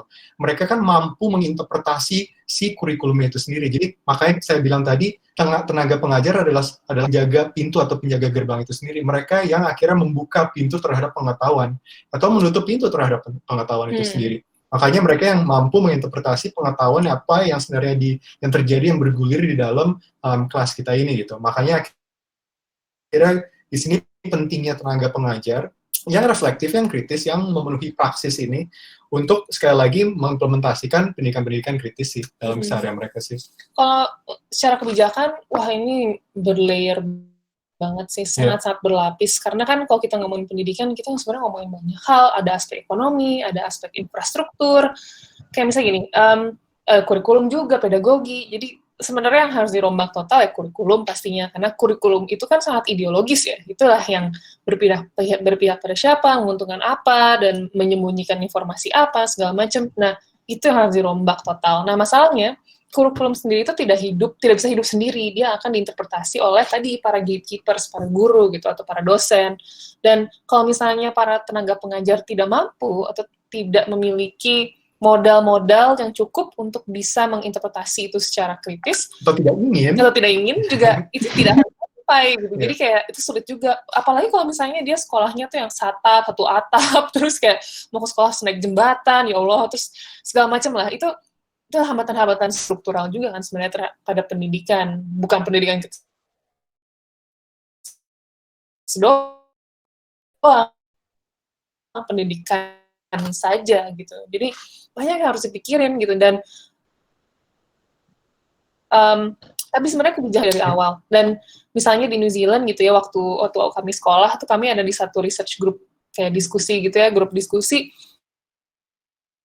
Salah satu teman kita itu dia lagi S3 dan dia itu kepala sekolah, sebuah sekolah SD negeri lah di Wellington gitu, dan dia dia membuat kurikulum filsafat untuk SD. Menggunakan beberapa pemikiran-pemikiran filsafat gitu ya, dan mungkin lebih baik baratnya sih, ya udahlah ya, itu kan mereka di sana. Tapi dan Maori sebenarnya. Nah, itu menarik banget. Mereka bahkan sudah ada fondasi dari SD gitu. Kita SD tasnya udah seberat dosa kita kan isinya juga buku-buku yang kita nggak pernah baca atau lupa gitu pas kita udah kerja gitu. So, misalnya ada beberapa course namanya social action research ya. Jadi intinya social action apa sih namanya? Ini benar kan? Social action research. Jadi intinya waktu SMP itu mereka diminta untuk membuat satu inisiatif kayak sosial. Sebenarnya kayak KKN lah ya. Tapi kan kalau KKN kan seringkali kita melakukan sesuatu yang nggak dibutuhin sama masyarakatnya ya. Jadi kita datang aja karena keharusan gitu kan. Ya kita akuin aja KKN itu omong kosong ya. Banyak yang enggak efektif sama sekali, bahkan merusak tatanan yang ada ya. Kalian ngirim tong sampah ke satu daerah, terus tong sampah itu sebulan kemudian nggak dipakai gitu. Ya udahlah gitu. Tapi ya tapi justru gitu, mereka diminta untuk mengidentifikasi apa persoalan yang perlu bombastis atau kayaknya heroik banget enggak. Jadi mungkin ada yang waktu itu salah satu murid yang diteliti oleh dosen kita, dia sekedar memberi dia mengundang teman-teman refugees yang ada di rumah dia gitu, sekitar rumah dia, dan mereka sharing tentang pengalaman refuginya ke orang tua murid. Itu anak SMP, idenya dari dia gitu. Jadi dia ada ketimpangan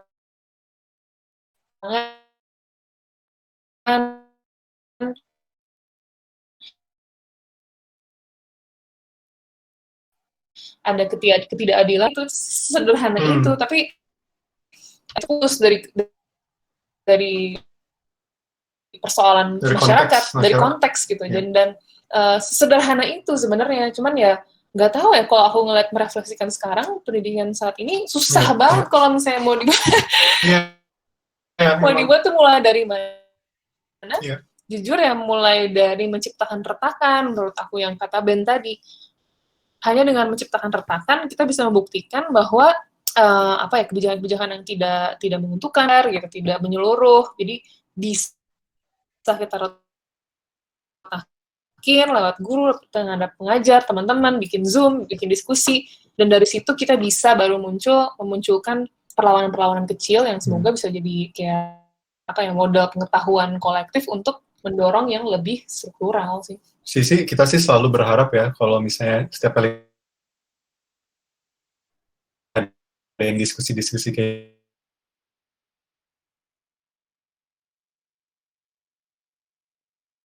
ini, salah satu dari kalian tuh jadi tenaga pengajar.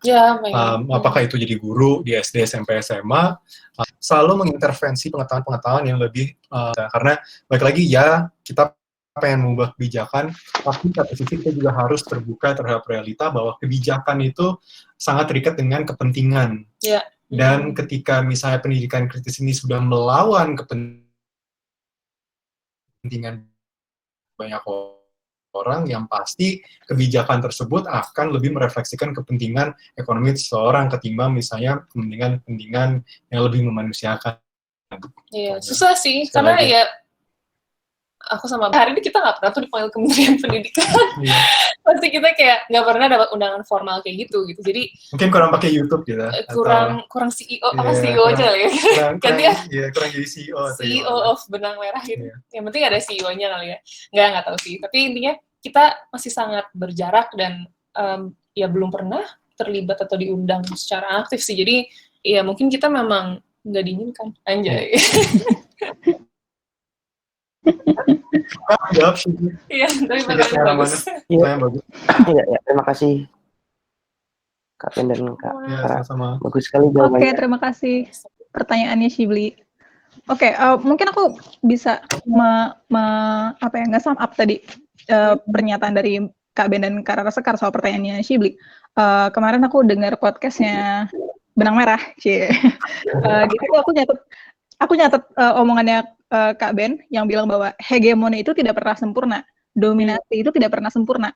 Pasti ada celah-celah bagi kita untuk bermain, entah itu di ruang kelas, di jalanan, atau di tempat-tempat lain. Pasti akan selalu ada cara bagi kita untuk mendorong narasi alternatif yang lebih progresif. Kalau kata teman saya sih, apa sih yang manusia punya selain harapan? Ya, kalau kita nggak punya duit, jadi punya harapan.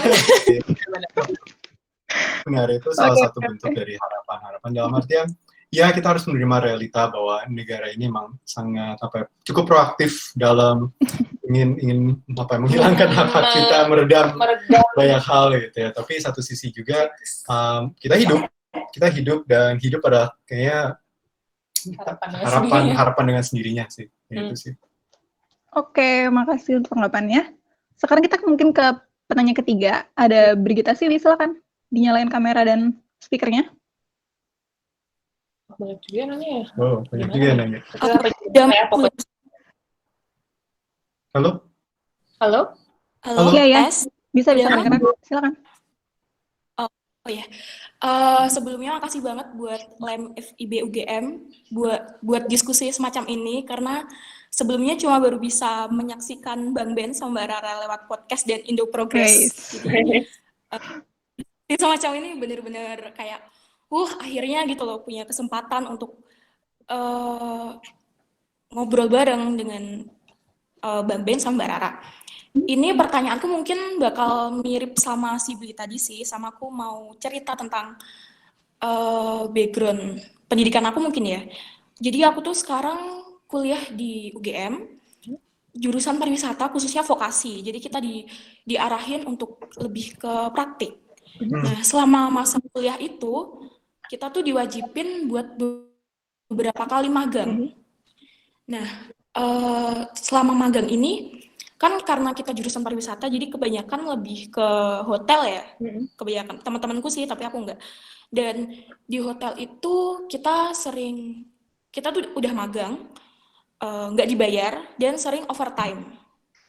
Tapi kegiatan semacam ini itu kayak difasilitasi sama fakultas sendiri. Bahkan dosen-dosen itu cenderung menormalisasi atau bahkan meromantisasi. Jadi kayak ada temanku yang magang yang dia udah 8 jam kerjanya jam 8 jam sih, tapi terus sering overtime bahkan sampai jam 8 malam, weekend masih kayak diteror. Nah, itu tuh mereka tuh kayak nggak ada apa ya, mereka udah pasrah aja gitu, mereka ngerundel istilahnya, tapi mereka menurutku nggak bisa, belum mencapai kesadaran ketika apa sih yang salah dari sistem magang ini, kenapa malah difasilitasi sama prodi dari kampus sendiri.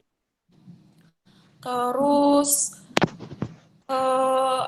bahkan aku pribadi udah beberapa kali coba untuk ngomong sama dosen sih, kayak kalau aku nggak mau di hotel karena ya tahu di pandanganku sendiri sih hotel itu terlalu eksploitatif. Nggak semua sih, tapi menurutku sebagai yang udah beberapa kali melihat realita yang ada, itu nggak cuma ke sumber daya manusianya juga, tapi ke alam di sekitarnya yang mereka nyedot air tanah, terus pembuangan limbahnya yang nggak baik gitu, bahkan nggak ada transparansi tentang itu.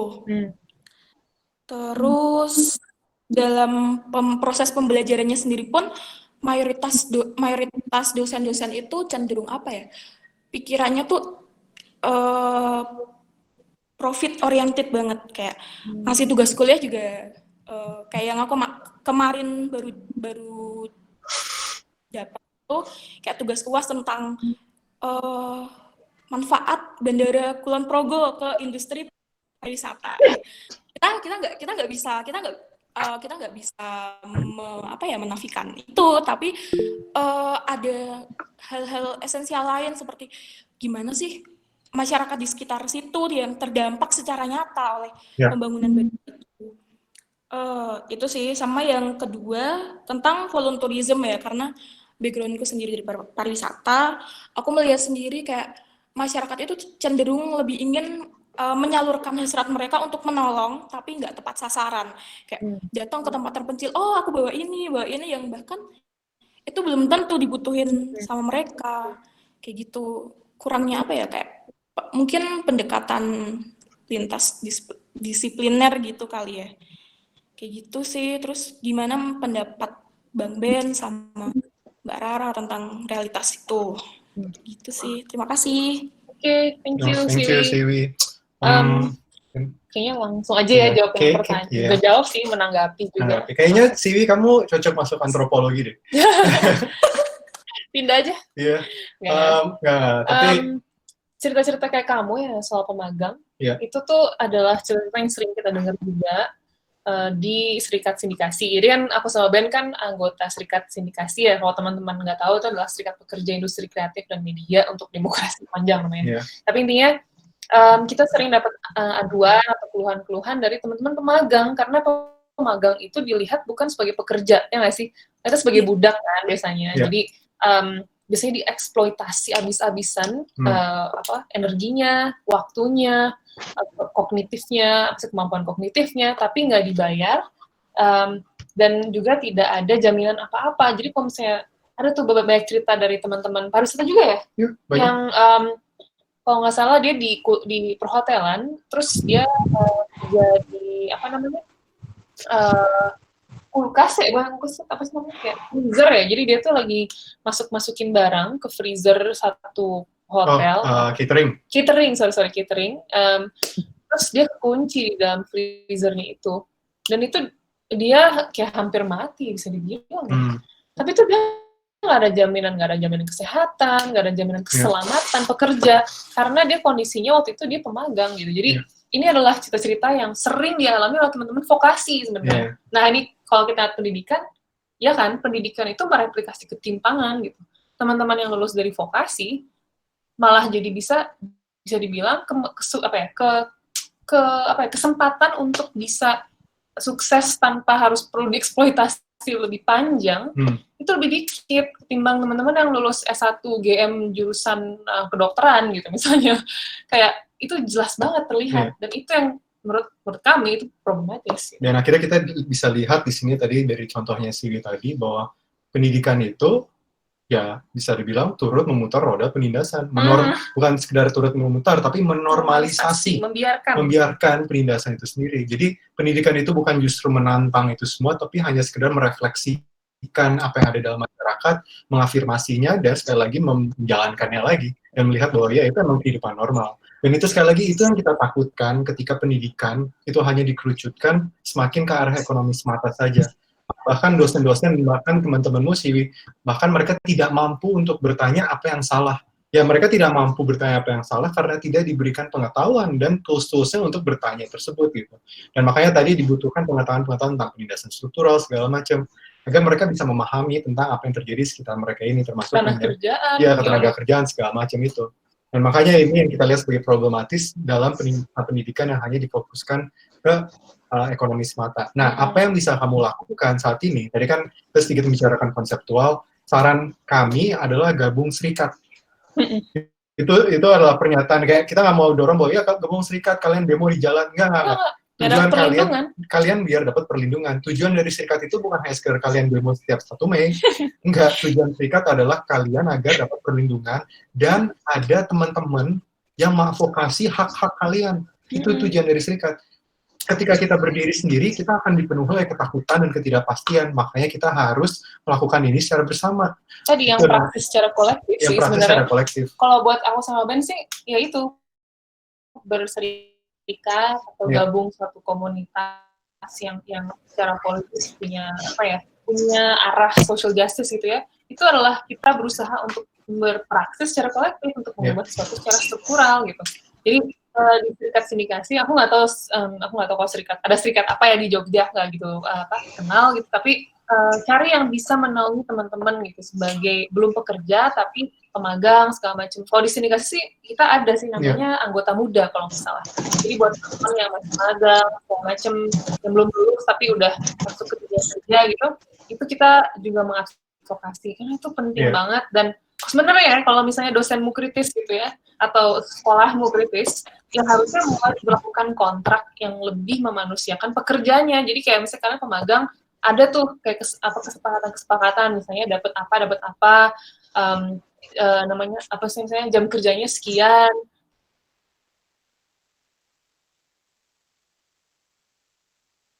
Tidak melebihi, harusnya itu dijamin gitu.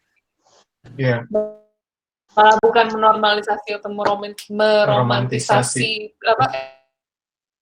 Mutasi. Iya, itu yang bisa kamu lakukan ini. Kalau kita ngomongin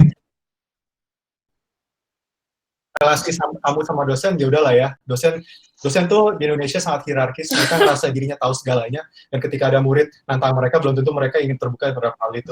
Tapi ketika kamu berbicara dengan teman-temanmu, mungkin yang bisa dilakukan adalah mengajak mereka untuk membayangkan, kira-kira mungkin nggak sih kita hidup dengan cara yang berbeda saat ini? Mungkin nggak sih kita kerja dengan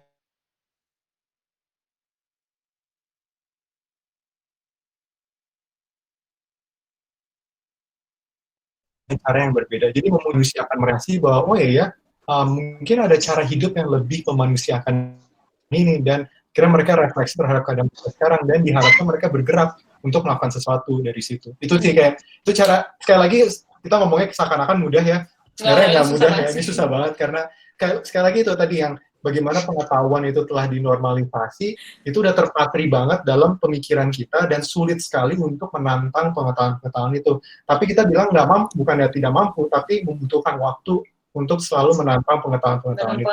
Dengan konsistensi sih. Dan itulah, secara balik lagi ke pendidikan itu sendiri, bahwa pendidikan itu sejatinya bukan hasil, tapi proses. Termasuk juga misalnya mengedukasi teman-teman di sekitar kita sih. Itu sih. Termasuk mengedukasi diri kita sendiri. Kali ya, karena waktu ya udah wow 4. Semoga menjawab sih. Iya, terima kasih Bang Mbak Rara. Oke, terima kasih sih pertanyaannya. Jadi kesimpulannya adalah mari kita membuat serikat buruh ya. Serikat pemagang, nah bikin Serikat tuh serikat pemagang. Seru. Oke, jadi sebenarnya ini teman-teman, ini yang banyak banget, tapi waktunya tinggal 18 menit. Jadi untuk termin kedua mungkin aku buka buat 2 penanya dulu. Kalau misalnya masih sisa buat 1 gitu, bakal aku masukin. Selanjutnya adalah Kidung Jati sama Artiasari Prihatini. Nah, sebelum kalian nanya, aku tekanin lagi, mungkin nanti bisa langsung to the point aja ke pertanyaannya, karena ini waktunya udah mepet gitu ya. Jadi biar pertanyaan kalian juga bisa dijawab dengan lengkap sama Kak Ben dan Kak Rara. Silakan Kidung Jati dinyalain speaker dan kameranya. Oke, sudah masuk belum suaranya? Udah. Oke, jadi terima kasih atas presentasinya, atas pemaparannya, Mas Ben dan Mbak Rara. Secara garis besar, saya punya 2 pertanyaan. Yang pertama, selain dari pemerintah kan, topik ini sangat bersinggungan juga dengan individu dan masyarakat ya. Soal konstruk, soal shared value. Nah, sebenarnya keberlanjutan masyarakat untuk tetap dalam suatu sistem yang biasa, yang wajar, yang berkutat dalam loop ini itu kan adalah suatu dampak dari keadaan psikologis manusia yang membutuhkan sense of identity dan security, dan mereka juga avoidance of uncertainty juga. Nah, ini tadi korelasinya sama tekan pendidikan yang mencetak produk-produk untuk masuk dalam dunia industri. Nah, apakah kunci keberhasilan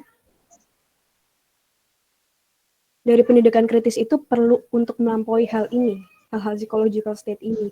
Dan pertanyaan kedua adalah, masyarakat atau individu seperti apa sih yang secara konkret menjadi tujuan utama dari pendidikan kritis ini? Gitu. Okay. Sudah, terima kasih. Thank you. Menarik sih, pertanyaan oke banget. Kamu anak psikologi ya? Menarik sih, Kidung. Tapi kalau bisa kita hubungkan dengan tadi avoidance of uncertainty, dan sebenarnya itu yang akhirnya menjadi bahan refleksi gerakan progresif ya. Tahu nggak? Kalau saya sama Rara selalu bilang bahwa kayaknya gerakan progresif itu harus belajar dari gerakan hijrah.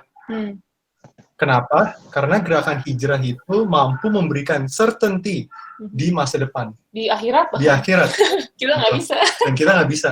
Makanya orang mampu, dan makanya gerakan itu mampu berkembang sangat besar, karena ada kepastian di suatu saat nanti itu. Itu yang akhirnya mengapa sangat sulit untuk gerakan-gerakan progresif itu mendapat dukungan yang sangat besar, karena justru memberikan mempertanyakan certainty yang kita miliki saat ini, kepastian kita ada saat ini, dan malah memunculkan ketidakpastian itu, utopia itu yang belum tentu bisa diwujudkan secara bersama, karena syaratnya banyak kan. Kalau untuk mewujudkan utopia secara progresif itu harus dilakukan secara kolektif, harus dilakukan secara demokratis juga, masyarakat harus terdidik dan segala macam. Ada banyak variabel-variabel yang dibutuhkan untuk mewujudkan masyarakat yang progresif utopis ini gitu. Makanya apakah akhirnya kita bisa belajar dari gerakan-gerakan hijrah apa yang telah mereka lakukan untuk avoiding uncertainty ini gitu. Nah itu masih jadi pertanyaan buat saya sama Rara, dan kayaknya bakal jadi intinya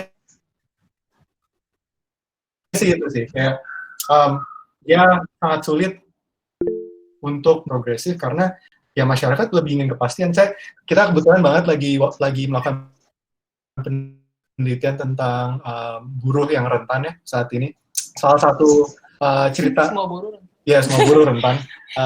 Salah satu cerita kemarin dari salah satu informan kita, dia cerita gitu bahwa dia kan bayarin pekerjanya dia gitu ya. Salah satu pekerjanya dia tuh kayak mempertanyakan ngapain sih ikut ke gerakan progresif segala macam gitu. Ngapain ikut serikat gitu ya.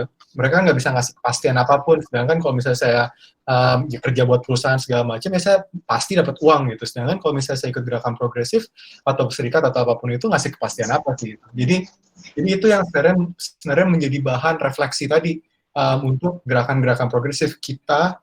Kalau misalnya kalian melihat diri kalian progresif, kalian bisa memberikan kepastian jaminan apa terhadap mereka yang benar-benar rentan ini, yang mereka membutuhkan kepastian ini. Itu sih. Dan jujur, sekali lagi pertanyaan bagus, suatu pertanyaan yang kita nggak bisa jawab dengan full. Kalau aku boleh nanggepin sih, kalau menurutku kan psikologi seseorang atau kondisi psikis seseorang itu kan sangat dipengaruhi yang sosial ya. Jadi aku nggak pernah ngerasa kalau psikologi seseorang itu lahir di satu ruang yang vakum gitu. Pasti dia terdampak oleh beberapa aspek kultural, sosiologis, ekonomi, dan lain-lain gitu ya. Jadi yang menarik dari pendidikan kritis kan dia adalah salah satu upaya massal ya, pendidikan massal gitu. Dan harapannya adalah bisa mengubah social psychology dari satu masyarakat sih sebenarnya. Bagaimana kita mempersepsikan apa sih artinya stabil gitu, apa sih artinya sukses, apa misalnya artinya menjadi manusia yang berarti untuk atau bermakna untuk sesama gitu. Nah definisi ini sih menurut aku yang perlu kita bongkar agar nantinya juga bisa diinternalisasi gitu oleh kita semua sebagai individu. Karena kayak misalnya gini, kalau buat aku pribadi gitu sama Ben, buat memiliki pekerjaan di kantor gitu kan, atau memiliki pemasukan yang stabil gitu, meskipun itu pengen juga sih bisa. Tapi kayak ada security lain mungkin yang secara lebih sukses itu baru bisa benar-benar sukses arti untuk sesama atau ada relasi yang mendefinisikan itu. Tapi kan definisi yang sangat komunal gitu, kalau kolektif seperti ini kan lebih banyak di beberapa konteks rural ya, yang itu juga masih guyup gitu. Tapi kayak lihat aja Jogja ngerespon COVID gitu ya. Tapi kalau di my security gitu kayak hanya supaya aku sehat nggak kena COVID, jijik sama semua orang yang kena COVID ya kayak gitu kan. Nah itu yang harus diubah menurut aku dengan pendidikan kritis. Dan yang tadi kata Ben, prosesnya panjang banget dan nggak cuma bisa lewat retakan-retakan, tapi butuh sesuatu yang struktural gitu. Jadi yang adalah kebijakan, yang adalah sesuatu yang lebih massal dan yang terus konsisten, terus lewat gatekeeper, lewat guru-guru. Jadi ya prosesnya sangat panjang, tapi menurutku gitu sih relasi antara yang psikologis diri dengan yang sosial. Tapi pertanyaan kedua apa ya tadi? Kok aku lupa ya, ngeblank nih. Sorry, tadi pertanyaan kedua apa ya tadi? Boleh ulang lagi nggak, Kidung? Atau Commute. jadi, sorry apa tadi pertanyaan kedua? Pertanyaan kedua Alex, apa? Pertanyaan kedua itu sebenarnya individu atau masyarakat yang seperti apa yang konkret yang menjadi tujuan dari pendidikan kritis itu. Oh, oke. Wah, pendidikan masyarakat tanpa kelas nggak. Jadi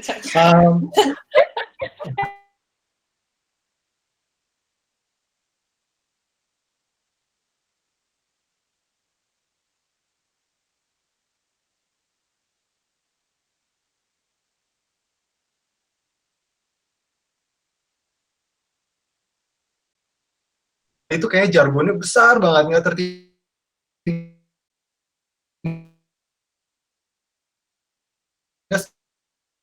dalam punya kebebasan untuk melakukan gitu. Kamu bebas, misalnya kamu merasa kamu setiap sudut pandang, setiap sudut jalanan akan ada kemungkinan diperkosa.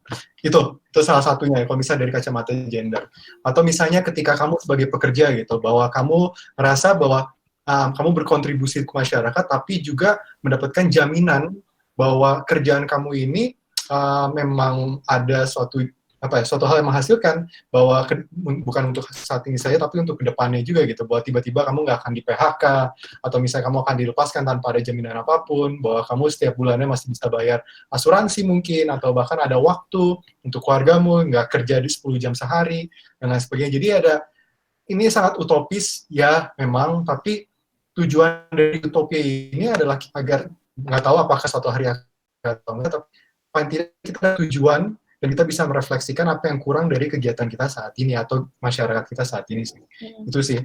Kalau secara gampangnya sih sebenarnya aku ngeliatnya masyarakat yang adil dalam artian tidak ada ketimpangan sih. Karena kan ketimpangan masih sangat-sangat parah ya, kita lihat sendiri gitu sekarang.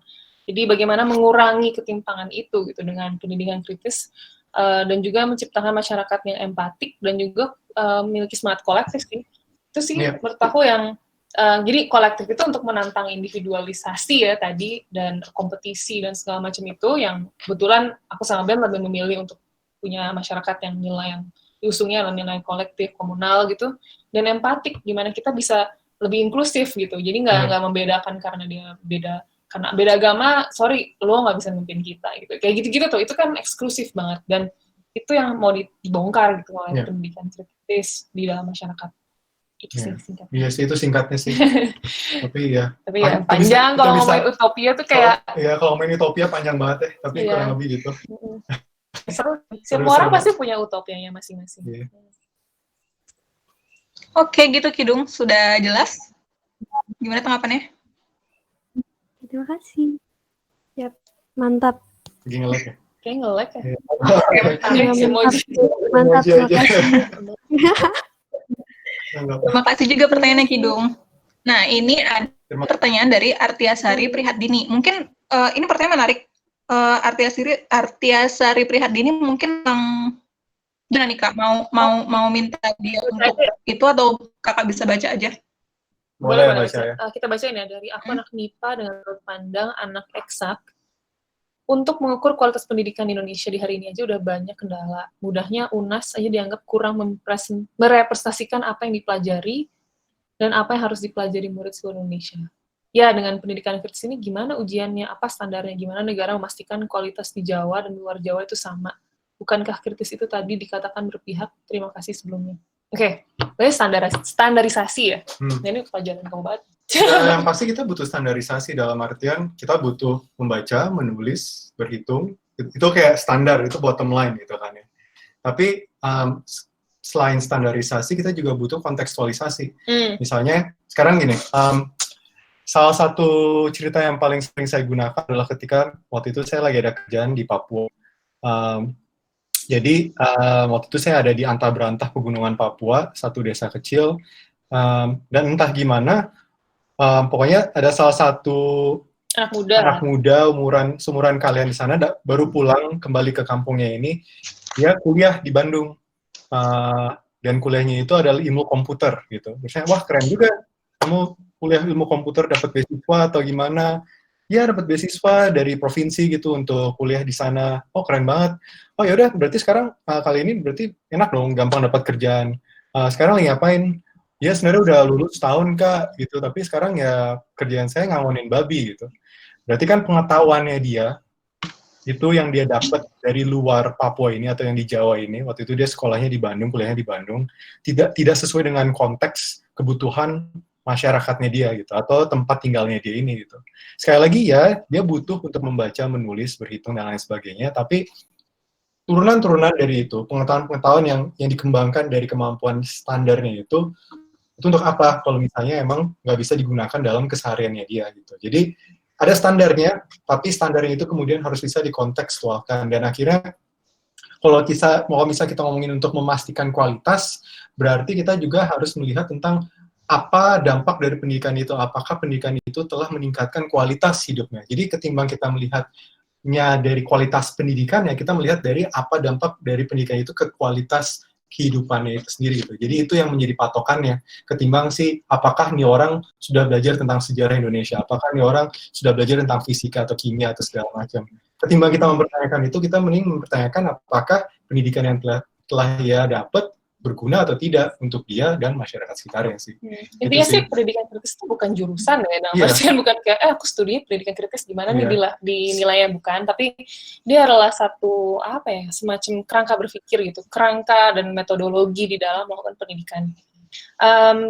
Dan menentukan kualitas pengetahuan kita itu pastinya ada standarisasinya ya, dan misalnya di seluruh dunia gitu pasti setiap negara punya cara mereka menstandarisasi pengetahuan, dan banyak juga yang bagus gitu, jadi nggak semuanya buruk gitu, nggak semuanya juga hanya mengedepankan pendekatan kuantitatif ya gitu, jadi bisa yang lebih kualitatif juga. Cuman yang bermasalah yang tadi itu, yang dites itu apa, yang distandarkan tuh apa, pengetahuan apa, dan apa manfaat atau relevansi dari pengetahuan yang distandarisasi itu bagi masyarakat ataupun dirinya gitu. Dan apa tujuan dari standarisasi ini, apakah hanya untuk masuk ke industri tadi saja, memenuhi centang dari pemerintah, lalu setelah itu nggak ada gunanya gitu. Kayak kita kan belajar UN ya, maksudnya UAN apapun namanya sekarang udah nggak ada sih ya. Untuk apa gitu? Kalian ingat nggak sih kayak untuk apa yang kita pelajari itu? Itu aku sih nggak ingat sama sekali. Jadi kayak nggak ada manfaatnya waktu itu ngerasanya. Dan itu yang perlu kita pikirin. Lalu banyak sekali cara mengevaluasi pengetahuan atau standar pengetahuan lah gitu. Jadi di luar negeri tuh banyak, ini juga terus berkembang. Nah itu tadi praksis. Bahkan menurut aku praktek untuk menstandarisasi itu pun harus ada praksisnya. Dalam artian kita punya teori nih, kayaknya gini nih, kayaknya UAN nih gitu kan. Terus kita refleksi aksi kan, wah fail nih, gagal banget nih orang buktinya gitu ya, dengan misalnya dengan investasi yang banyak sekali beberapa tahun ini di Indonesia, lapangan pekerjaan tidak bertambah. Berarti ada yang salah nih ya sama link and match-nya gitu ya, whatever. Nah, itu gitu. Berarti kan ada proses refleksi, lalu kita melakukan mungkin belajar lagi. Itu luar negeri itu hal yang sangat lumrah, dan itu juga cuman aku nggak tahu sedalam apa. Dan akhirnya kalau ngomongin link and match, mungkin salah satu cara mengujinya pendidikan kritis ini, apakah pendidikan yang telah kita dapat atau pengetahuan yang kita telah dapat ini link and match bukan dengan industri tapi dengan masyarakat. Dengan kebutuhan masyarakat. Kebutuhan masyarakat. Bukan jadi, kebutuhan industri, nah itu yang penting. Dan kritis itu dikatakan berbeda, bukan. Jadi mesti gini, ya kritis itu adalah berpihak pada keadilan sosial ya pastinya. Tapi maksud kami tadi adalah bahwa pendidikan kritis bisa memperbolehkan atau memberikan modal buat teman-teman untuk melihat berpihak pada apa segala infrastruktur pendidikan ini gitu. Kayak UN berpihak pada apa, MIPA berpihak pada apa gitu. MIPA dosen, guru atau ujian-ujian yang kalian lakukan itu berpihak pada apa, pada siapa, menguntungkan apa, bermanfaat untuk siapa. Jadi lebih sebagai kerangka berpikir sih sebenarnya. Tapi pertanyaannya bagus banget, dan aku senang sih ada anak IPA di sini. Sebenarnya jujur aja, kayak balik-balik kan tadi di awal kita nggak tahu apakah sebenarnya yang ikut diskusi hari ini hanya dari FIB aja, tapi jujur setiap kali kita ngadain diskusi umum sih Kak. Ya, makanya kita sangat berharap dari orang-orang yang di luar ilmu sosial dan seni dan bahasa segala macam sastra gitu-gitu, karena mereka pun kita harus mengakui pada hierarki pengetahuan Indonesia gitu. Bahwa anak-anak yang lulusan IPA itu ditinggikan dan sisanya tuh udah kayak paria lah kasarnya kan ya. Udah direndahkan sedemikian gitu. Dan tapi sekali lagi dibutuhkan kolaborasi ini, bahwa ketika kita memiliki tools-nya, apakah itu teknologi, tools atau apapun itu, tujuannya itu untuk apa dan bagaimana itu bisa digunakan sesuai dengan konteks kebutuhan masyarakatnya gitu. Itu sekali lagi yang kenapa butuh ini kan jargon banget dari pemerintah, sinergi antara masyarakat ini dan masyarakat ini ya gitu. Sinkronitas revolusi industri 4.5. Aduh, intinya sih intinya sih selalu ada harapan. Jadi kalau teman-teman sering ngikutin diskusi aku dan gitu, kita selalu ngomong, the language of ya, bahasa kritik itu penting banget untuk menjadi landasan dalam pendidikan pastinya gitu. Tapi ada bahasa lain yang nggak kalah pentingnya, ada language of hope, harapan, dan future possibilities. Ada kemungkinan lain gitu. Jadi sekarang dalam kondisi COVID kita terpaksa memikirkan kemungkinan lain ya. Kemungkinan bahwa sistem ekonomi saat ini bukan sistem yang baik, itu kan fatal gitu ya. Terus ternyata cukup bermasalah gitu, masih belum bisa menjamin kesejahteraan teman-teman pekerja, banyak sekali yang di PHK. Ini kita cuma ngomongin buru-buru doang, tapi ngomongin teman-teman freelancer yang ada pekerjaan, teman-teman petani yang jalur distribusi terpotong, panennya terkena krisis iklim dan segala macam. Justru pendidikan kritis modal banget buat kita memikirkan kemungkinan alternatif, dan itu udah pintu masuk yang luar biasa sih sebenarnya gitu, untuk bisa terus punya harapan hidup. Saya ingin menekankan sedikit mengakhiri mungkin ya.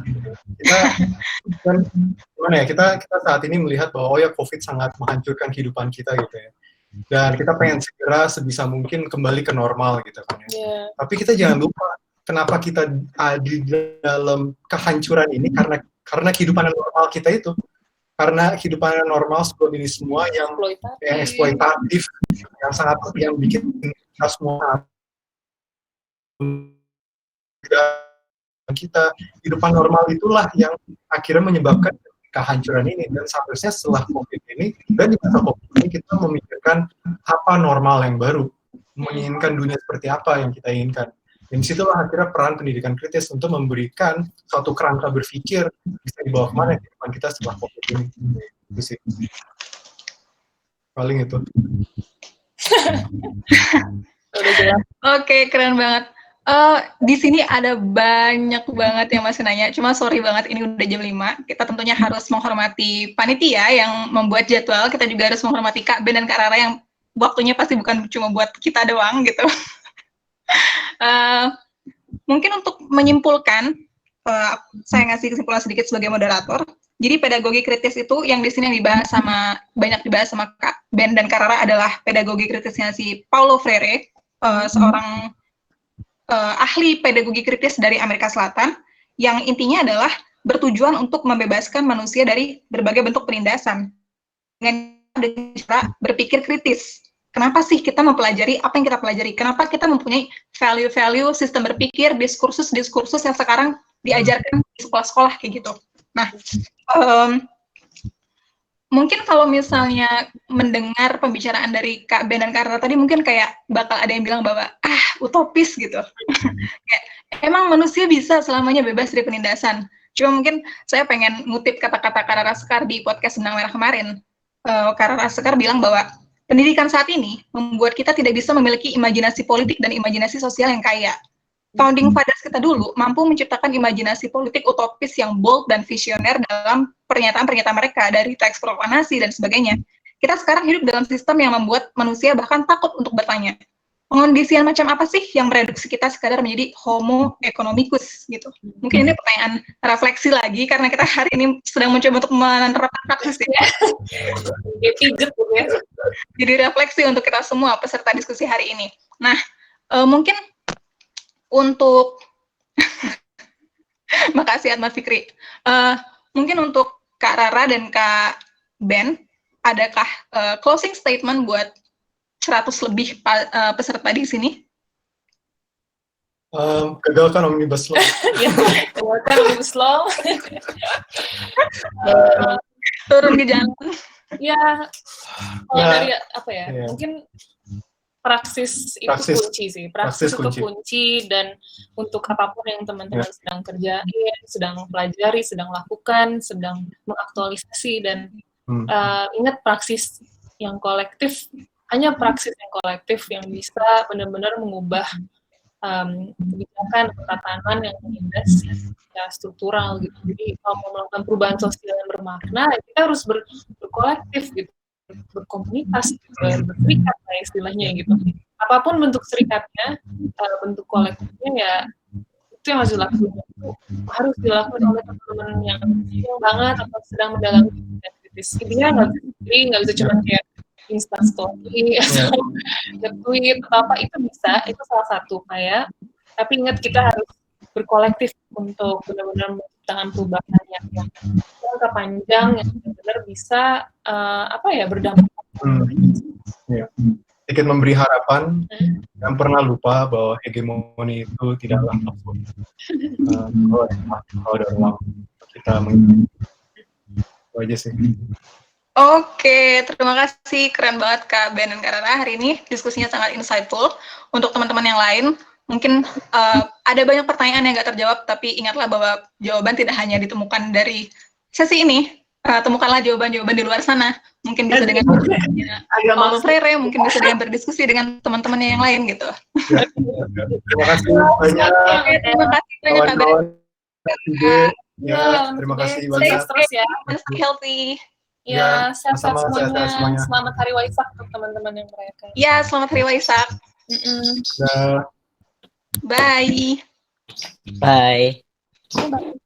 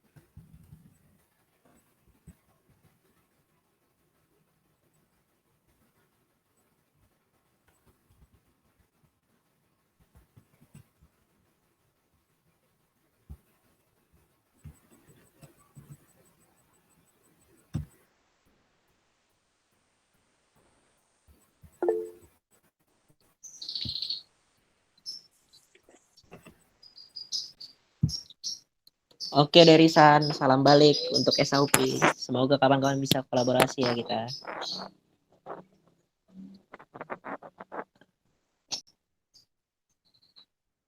Tolong Lem FIB bikin diskusi lagi. Nah, Hara ini. Hara pegel bikin posternya, Cuk. Maria Michelle. Gue mah sepakat aja udah. Lu yang pegel. Gue mah gampang tinggal bikin Tor. Udah cabut. Mandi. Ya, selamat buka puasa, kawan.